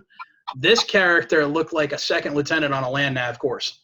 I mean, he was just lost. I don't know I don't even know what the premise of the movie was. It was so boring. Well, Anne Heche has to get back to the mainland for a meeting and gets Harrison Ford in his little bush plane to fly her out in a storm, and then they get the whole premise of this movie is Harrison Ford is 60 years old and still hot. That's it. Right. Okay. The best joke about this movie is in Fanboys when they're arguing about Harrison Ford ever making a bad movie, and they drive past the billboard for this movie. It's not a great movie. It's a bad movie. Well, hold on. This is what I'm going to say. You tried to take Harrison Ford and Indiana Jones and put them all into one character because it's Harrison Ford and say, here you go. We don't even need a script because you're going to be great. You do need a script. And part of what has made Harrison Ford great, too, is always being in movies with a great supporting cast. None of these people should have been cast in that movie except Harrison Ford. The only other person that did a good job with Harrison Ford in that movie was the guy who played the pirate that was chasing him, who I forget the actor's name, but he is, is it, maybe I'm thinking of something else. I thought the guy who played the Clone War dude. Yeah, it is. Tamura Morrison. Thank you. Yes. Yeah, he plays Jango Fett in all the clones. And will be back in season 2 of The Mandalorian. Yes. So here's a great one-liner from the Austin Chronicle in regards to this movie. In short, there's nothing remotely real or appealing about it. That's it. That was his whole review. If there is one, so if there literally is one bad movie that Harrison Ford did, this is going to be it. But was he bad in the movie? That's the real question. And I say no. I say he's as good as he can be with what he has got to work with. Okay, yeah, I mean, he polished that turd as much as he could. We'll give you that. And thanks to Mythbusters, we all know it is possible, however disgusting, to polish a turd. Okay. So neat. We're not saying any more about this movie. The next movie on our list is a movie called Random Hearts with Kristen. Apparently, he was on like the romantic movie kick for a while here because this is Kristen Scott Thomas. I actually like this movie because the basic premise of him and Kristen Scott Thomas is their spouses were having an affair with one another and get killed in a plane accident, and they find out. But Harrison Ford plays a DC cop where another cop is after him because Harrison Ford is investigating him, and the bad cop is played by Dennis Haysbert. I'm not saying this is a great movie. It doesn't get rated very high. It's an emotional movie, and it shows Harrison Ford being tough, but at the same time being vulnerable and trying to understand how this could have happened and stuff. I won't say it's one of his greatest movies. It really is. But I don't think it's absolutely terrible, and I don't think it's necessarily a bad choice by Harrison. I'm surprised to see that it has a worse Metacritic rating than 6 Days and 7 Nights. Because honestly, if I was forced to choose that I only had one between those two movies, it was the only movie I could watch again for the rest of my life, I would choose Random Hearts over 6 Days, 7 Nights. Right. I'm kind of with you on that one. Alex, have you ever seen this movie? Didn't see that one. Okay. Well, like I said, not one of his greatest, not one of his most memorable, but I mean, it's Harrison Ford. In my personal opinion, he still nails it and stuff like that. Okay. After that comes What Lies Beneath, movie that he does get criticized for because if you haven't seen it, he's the bad guy. And I think his criticism is completely unfair. No, I agree. I thought it was like when you realized at the end that he's the villain and he's this psycho killer, and it's such a jarring twist because you're just not used to that from Harrison Ford, you know.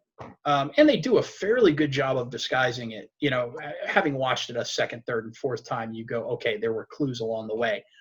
But they do a fairly good job of hiding the twist. And so, you know, when it happened, you know, it was like, whoa, Harrison Ford signed up to be the one killing women?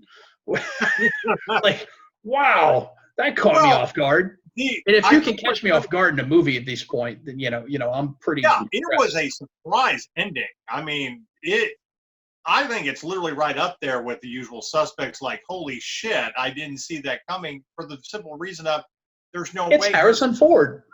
Right.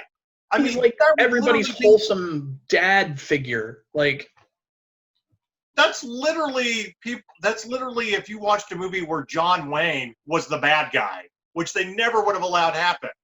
Okay. And so I applaud the choice. I loved Michelle Pfeiffer in this movie. I mean, it's a great movie for, what it is. But to criticize him because he plays the bad guy, you guys are idiots. yeah. I mean, criticize him for being an Anchorman 2. That you can criticize him for that.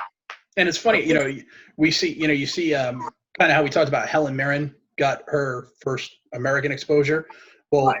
After Miranda Otto was in The Two Towers, she was in this. And, Miranda Otto, who was an Australian actress, became more well-known in the U.S. So Right. Yeah. So anyway, Alex, what did you think of this movie? I liked it, but I've been a Robert Zemeckis fan for a long time, so I don't know. I if like there's- Zemeckis a lot, too. I don't know if there's anything he's done that I haven't liked, even that one. So, and Right.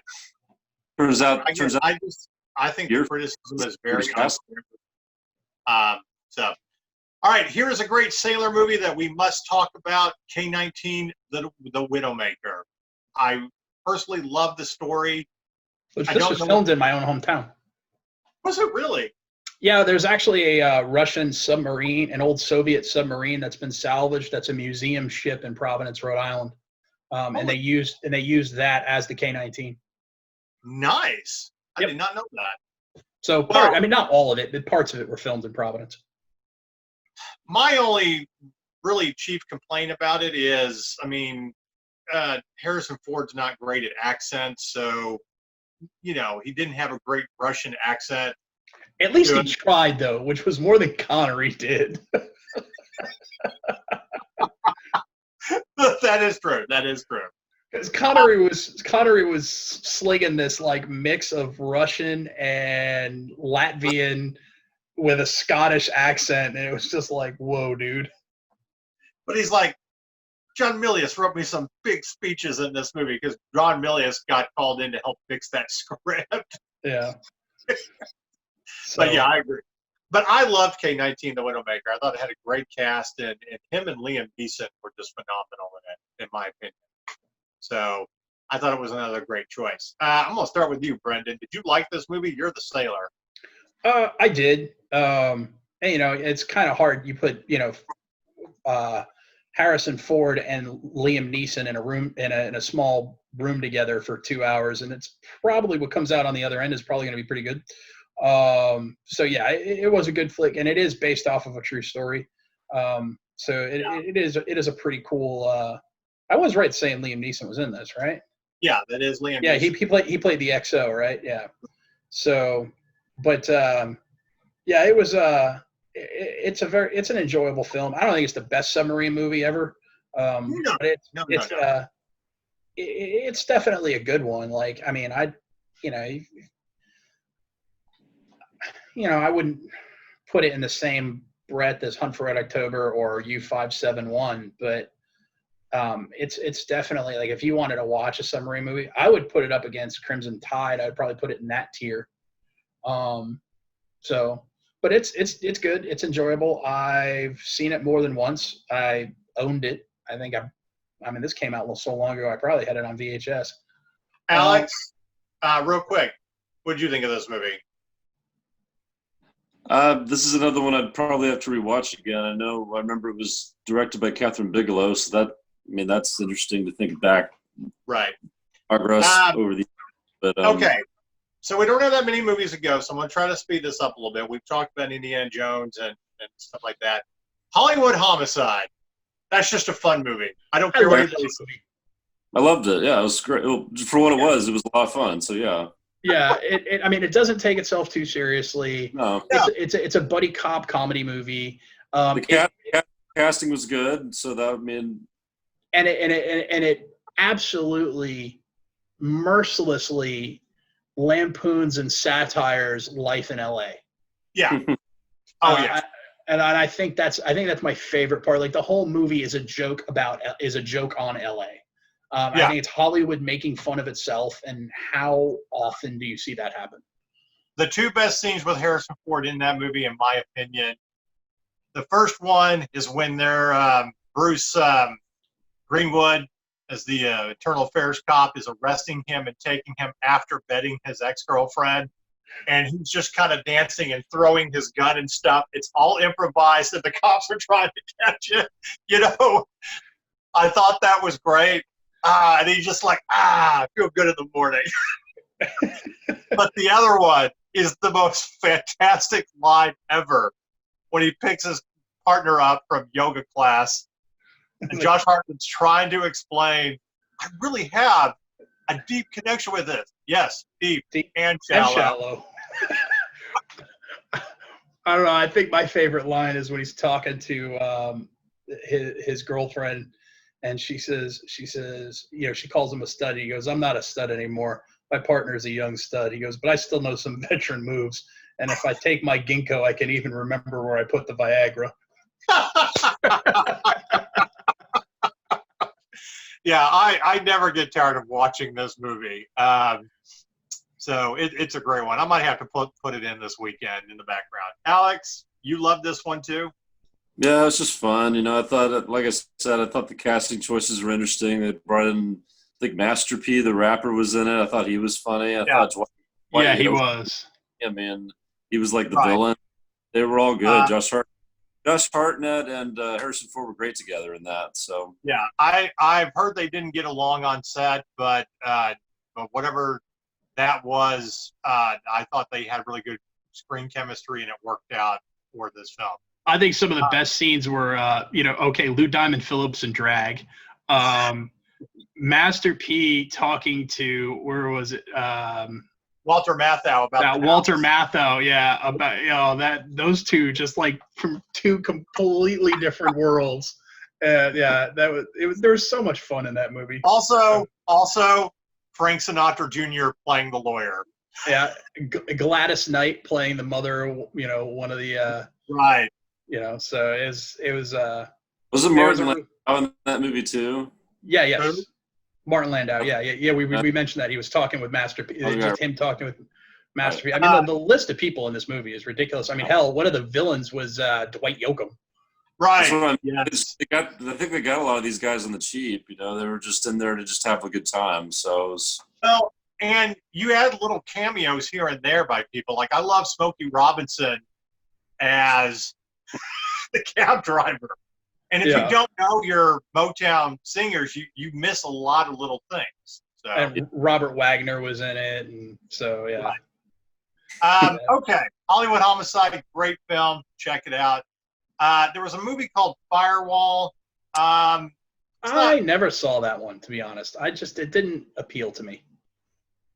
Alex, did you see this one? Yeah, I did. I kind of liked it. I don't hate this movie at all. It's not one of his greatest. It's not one of his most memorable. But Harrison Ford, you know, being,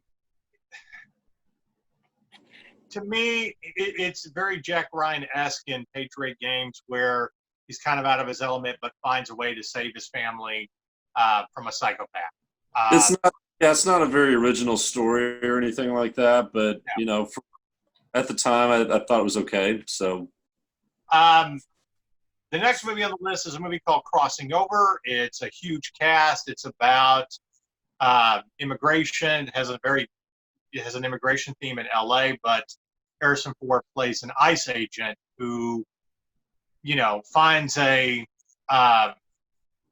girl, has a sympathetic heart, but also figures out that his partner covered up a murder, and he basically plays the good cop. But I think what's memorable about him in this movie is the young actress that plays the immigrant that he befriends. But you know, she's got her son in childcare. Obviously, they're working illegally, and then tries to hide her, but she gets arrested anyway. The kid ends up in foster care. The actress is Alice Braga, who is on that show Queen of the South. anyway, it shows him coming full circle, trying to accept being a good guy, but dealing with immigration. At the end of the film, it's him getting the kid, finally getting out of foster care and taking the kid back to his grandparents in Mexico. Obviously he's not the main guy in the film. He's just in the film. But I thought overall it was a great film, and I think Harrison Ford did a fantastic job in it because he's Harrison Ford. So, have you guys seen this movie? I have not. No. Okay. That's all we'll say about it. There was another movie that he did called Extraordinary Measures, where he plays a doctor trying to cure a incurable disease. He's a, old curmudgeon of a doctor, curses and all that. It's also the last time Harrison Ford came to Dallas and did a press tour. We weren't around yet, so we didn't obviously get to interview Harrison Ford. But I thought the movie was pretty good. Brendan Fraser plays the dad who has, I forget exactly what the disease is, but the kids are in wheelchairs. And Kind of reminded me of like Lorenzo's Oil movie that came out, in the 90s, sort of like that. I didn't think it was as good as that movie, though. So no, I mean, it's a good movie, and Harrison Ford is good in it. I vaguely remember this. I think I saw it in the theater, but I don't think it was anything so great that it stuck out. right. No, I don't think it was necessarily bad. I think it was just bland. I think Harrison Ford did a good job.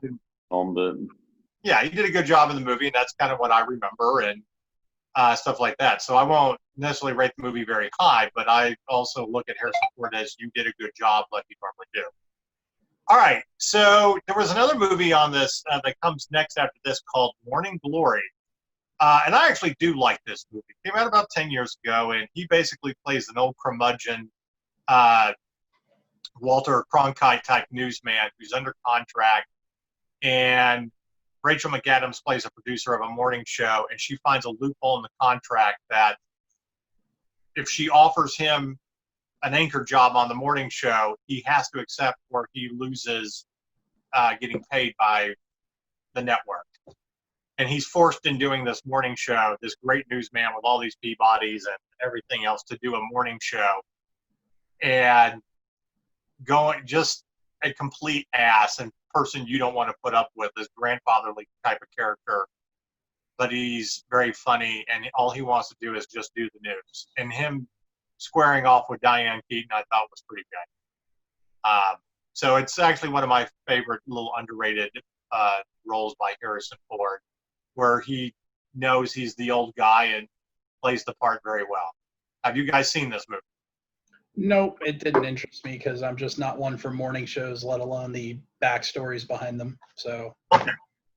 That's all I'll say about it. Again, it's a fun, neat little film. I don't think I would have paid money to go see it in the theater, but I enjoyed Harrison Ford in the movie. All right.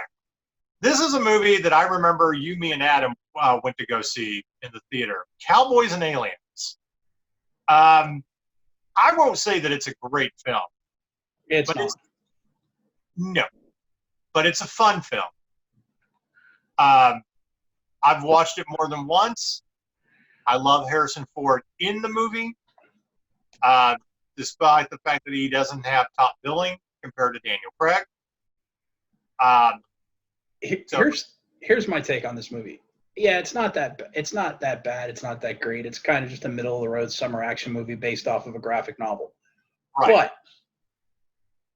But whether or not you're a really good movie or not, are you known for the movie, or are you known for the fact that it's the first time somebody got Harrison Ford to a convention? I was actually going to mention that. Yes. And not only that, they actually had brought him out in handcuffs because he once joked that you'd have to handcuff him and drag him to a convention. So they brought him out onto the stage in handcuffs. Yes, they did. So, yeah. So, is it a great movie? No. If you're known for something adjacent to the movie rather than the movie itself, you're not a great movie. So. But it's directed by Jon Favreau, and it's a summer popcorn movie with a great cast, and I think that's why you talk about it. I mean, again, Harrison Ford plays the old, ranch hand who's just raspy and stuff, but he's very much an anti-hero. So, Alex, what did you think of it? I remember liking it. Just maybe not one I necessarily go back to anytime soon, but one that I kind of enjoyed. So Right. And that's how I kind of feel about it. Like, if it's on cable, I'll watch it. You know, I look at it as a summer popcorn movie. I think I had free passes to Cinemark, and that's why we ended up getting to go. We went and saw it during the day with beer. But I wouldn't have paid 10 or 12 bucks to see this movie. But yes, him getting dragged in handcuffs to Comic-Con is probably the best marketing for this movie. And it flopped pretty hard too. Yeah. Its budget was 163 million, and it made 36 million in the U.S. Or Yeah. I guess gross was 100. 36 million was opening weekend. It barely cleared its, like, worldwide was 174, so it barely cleared its budget. So Right. thankfully, this didn't kill Jon Favreau's career because he's currently saving Star Wars for us. So Right. In 2013, he made 3 movies. Actually, technically 4. He did a guest thing in Anchorman 2, which we're not really going to talk about. It was whatever. but there's really only one that matters. There's actually 2 from 2013 that I want to talk about. Paranoid is not one of them. We talked about it earlier. It was just an excuse to be in a movie with Gary Oldman. Mm-hmm. This is the movie that I think he deserved an Oscar for. 42, the Jackie Robinson story where he played Branch Rickey. Absolutely. And if you tell me that he didn't nail it as Branch Rickey, fuck you. That's what I have to say to you. Granted, there really aren't any interviews or anything like that or on TV that you have of Branch Rickey. But Branch Rickey being kind of like this Irish, religious, moral person and tough as nails and stuff like that, that's what we've heard. I think Harrison Ford just nailed it just perfectly in that film. And it's one of my favorite baseball films. So, and it wasn't nominated for shit.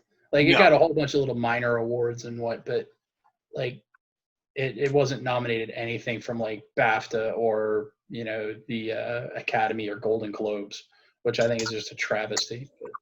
Right. And I don't understand why. I mean, Chadwick Boseman, was great. I can tell you why. Because the Academy doesn't like sports movies, and the Academy doesn't like, and the Academy is a bunch of old racist white dudes that didn't get woke until about 6 years later. Okay, fair enough. But if even a Golden Globe and stuff now, sorry, I want to make sure I'm correct on this. I think part of the reason Harrison Ford didn't get nominated or probably would have won is Matthew McConaughey won that year for the Dallas Buyers Club. And I understand. Which is fine. That was a great role, but I mean, he should have at least been nominated. Well, wait a minute. Was this a supporting role or a leading role? It was a supporting role. So yeah, it wouldn't have even because Chadwick Boseman would have had the leading role for. I mean, yeah. So it was Jared Leto. Okay, so John, who did win for supporting? Jared supporting, and Matthew McConaughey won for the leading role. So I guess it would have been the 2014 Oscars because it came out. That was still Dallas Buyers Club, but they got both awards for leading and supporting. So yeah, it was Jared Leto. Yeah. So, but I mean, okay. I could still easily see him get a nomination. Yeah. Well, but that's my point. Not even to be recognized for it. He was just phenomenal. And granted, Chadwick Boseman played a great Jackie Robinson. I mean, you love everything about it. I think it captured everything very well from the stories that we know. I mean, even Alan Tudyk playing the racist Phillies manager. But Harrison Ford really just stands out in this movie. And I just don't understand why he wasn't recognized for it. So shame on Hollywood, shame on work committees. You guys are just idiots. So this has been my favorite role by Harrison Ford in the last 10 years, easily. Okay. So after that, I'm sorry, he should have been nominated over Jonah Hill in The Wolf of Wall Street. oh my God, I fucking hate that movie. That movie has no moral tale. Or Bradley Cooper in American Hustle. Oh, I agree with that, but The Wolf of Wall Street it's not a morality tale. Nobody learned anything from it or anything like that. It was just a bunch of fucking rich dudes. And I'm sorry, but Harrison Ford's just a better actor than Jonah Hill. Any day of the week, twice on Sunday. I agree with that, but no, I actually liked Wolf of Wall Street, so not. If you want to give me a morality tale when I saw it, so want to give me a morality tale about taking advantage of Wall Street, I'll just watch Wall Street or Wall Street 2. that's And not even what then, I I still. saw that. So Well, anyway, all right. The next movie from 2013 that we've got to talk about, Ender's Game, because they had been trying to develop a movie off the book Ender's Game for 30 some odd years, and they finally got around to doing it. And Harrison Ford is Colonel Graff, and I did not really see him in that role. I always thought of Stephen Lang because of Avatar in that role, but I saw Harrison Ford in it, and I was like, damn, convinced me. And I thought it was a pretty damn good movie adaptation of the book. As good as you're going to get, in my opinion. So, any thoughts on Ender's Game? no. I've never had too much emotional connection to the book series, so I saw the movie. It was interesting. It wasn't bad. It wasn't great. I just don't have any connection to the books. I didn't read the series as a kid, so. Right. Okay. A few other movies to mention, then we're going to wrap this up. There was a movie called The Age of Adeline with Blake Lively as a woman who can't age, and Harrison Ford basically plays the older love interest of a guy that she left who, wanted to marry her and figures out what happens. And ironically enough, it's his son that falls in love with the woman. So not really a great movie. But I will say this, Harrison Ford is good in it with as much screen time as he has. But it's kind of like Random Hearts. It's kind of largely forgettable. So after that, we do get Blade Runner 2049, which we talked about. Loved him in it. Was great. Of course, he did Han Solo again in The Force Awakens, which was one of the bright spots of that movie. And then he did the cameo in The Rise of Skywalker, which I was incredibly surprised by, and that was one of my favorite scenes of kind of a convoluted movie anyway. Which is going to get completely redone here in a couple of years, as is The Last Jedi. They've been talking about that too now. I swear, that's a whole nother conversation for another day. I'm just done arguing about shit. I mean, we're going to have our debate between the Snyder Cut of Justice League versus Joss Whedon next year anyway. And I'm just like, Anyway. Expendables 3, as Brenda mentioned earlier, just kind of a fun cameo. The same with Anchorman 2. Nothing really to talk about. The last movie that I want to mention, it's the last one that he did, came out this year, The Call of the Wild. Now, did any of you guys see this? No, because COVID happened. Right. I have had a chance to see it. I'm going to say two things. Yes, Harrison Ford is good in it because he's Harrison Ford. Okay? He plays a really good John Thornton. The movie is shit, if you've ever read the book. I'm sorry, you Disney-fied the movie and you took away the central theme of what makes The Call of the Wild a great story. Screw you. So the only thing that I have to say about it is, beyond Harrison Ford being good, it's a good thing he probably got paid $20 or $30 million to do this movie, could buy himself another plane that he probably shouldn't be flying, but hey, that's another story. If you have read this book, if you like Jack London books, there's literally no reason to watch this movie. Not even for Harrison Ford. So you don't want to talk about The Secret Life of Pets too?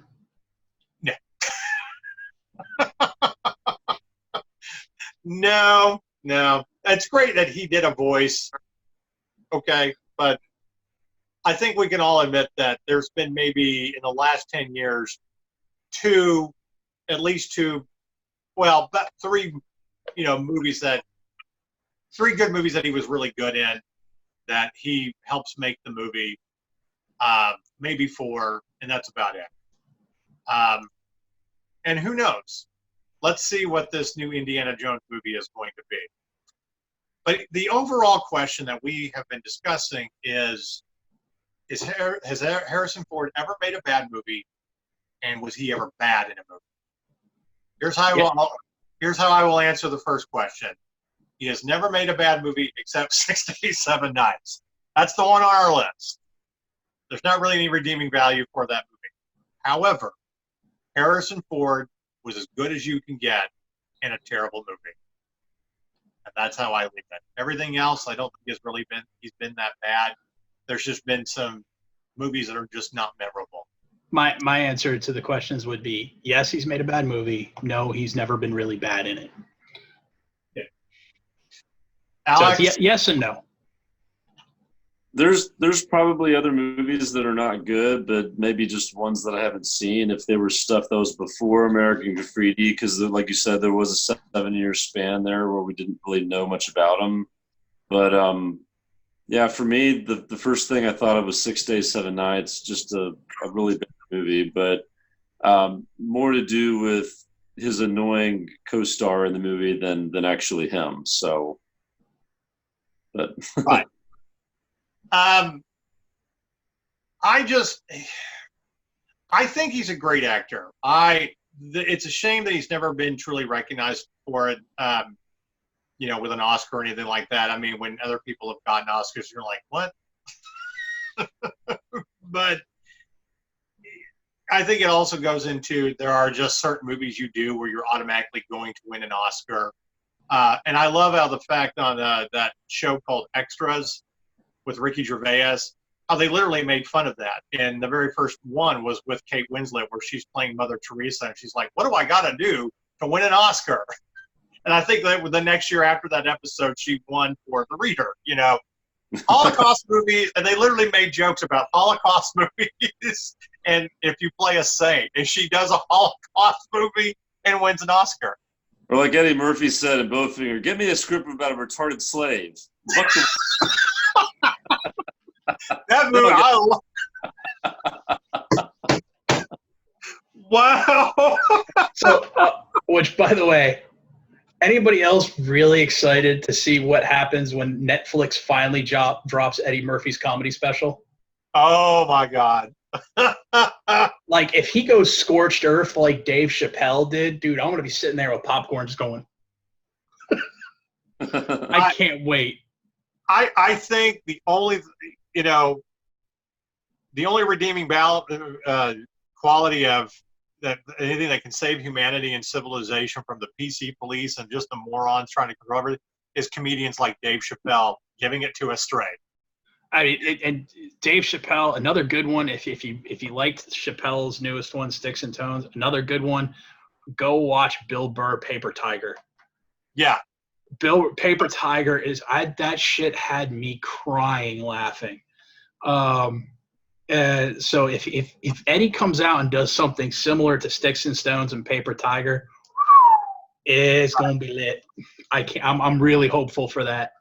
And there are I'm as hopeful for that as I am for season 2. Mandalorian is going to be even better than season 1. So that'll tell you. And there are some things that you can definitely watch on streaming services. But I think at the end of the day, when we look at Harrison Ford, I think he has made very good choices in the roles that he has done. Even when he's done cameos and stuff in really stupid movies that he probably had no business being in. I think being able to laugh at himself. But there isn't any actor that has had perfect movies or has done it right every time. Okay? Everybody makes a bad film. It happens. But it's what you do in the film, and can you still, be memorable, be good in it, to where we look at it like, well, I'd watch it for that performance. Yeah, for example, if you're Ewan McGregor, you can't help it that George Lucas doesn't know how to write romance. You just keep doing your thing, and you get a Disney Plus series 10 years later. Right. That's your consolation prize if they ever finally get around to making it. But it's being done, yeah. the one thing I will say about Harrison Ford, as he has just celebrated his birthday this past week, I am looking forward to the next Indiana Jones movie, whatever that may be. As long as Shia LaBeouf is in it, it may never be as good as Raiders of the Lost Ark or The Last Crusade or Temple of Doom, and that's fine. The fact that you came and did Han Solo again, I think says a lot, even if they were paying you $50 million. And the fact that you did a cameo in Rise of Skywalker was great, too. I don't know what they're going to do with this Indiana Jones, but I hope if it's not this one, if they do one more, what I hope they do is a passing of the torch where Indiana Jones is sitting down dictating his memoirs to an author, to like a shadow author, and dictating some adventures that we haven't seen, and then they pass it off to an actor like Chris Pratt to play a younger Indiana. Right. Well, one of the things that we did not mention, because we were just talking about movies, but I think it should definitely be noted before we close this out, is how they got Harrison Ford to come back and do TV when he did the little cameo on Indiana Jones, the Young Indiana Jones Chronicles, as the guy as finding a little saxophone and talking about his jazz days in Chicago while he was at the university and got into jazz and stuff. And it was about the time that he was filming The Fugitive, because he had that big beard. And it was great. And I'm like, you know what? I am literally okay with doing more Indiana Jones movies with a younger Indiana Jones with somebody like Chris Pratt, as long as Harrison Ford is at the beginning of every movie as the narrator, explaining or telling the story. Or even going throughout the whole movie, almost kind of like how they did it with Interview with the Vampire with Christian Slater and Brad Pitt. You interspace the storytelling of the movie with them sitting down giving the interview. Right. All right. One final question before we close this out. Besides Indiana Jones and Star Wars, what is your absolute favorite Harrison Ford movie?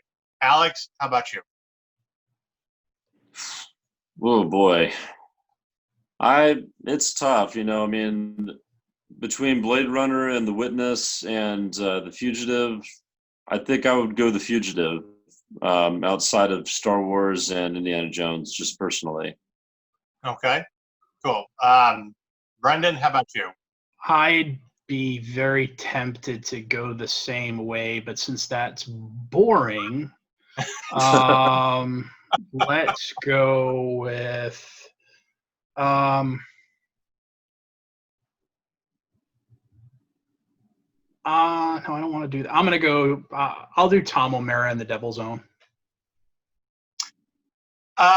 Witness is an easy choice because he's so great in it, but because I'm such a huge baseball fan, I got to give it to 42. I'm just utterly amazed at how well he played Branch Rickey in that movie.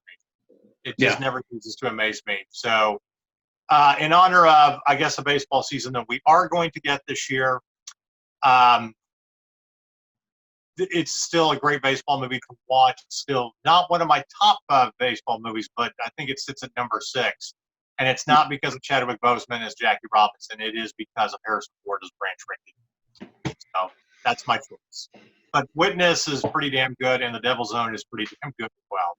So, all right, everybody. We'd love to know your thoughts about Harrison Ford. You can tweet us out. Has he ever made a bad movie? And has he ever has his performance ever been bad in a movie? 2 questions. We'd love to know your answers. We'll be back next week. I want to thank Alex for quickly joining us for this podcast, as we had to kind of switch around at the last minute.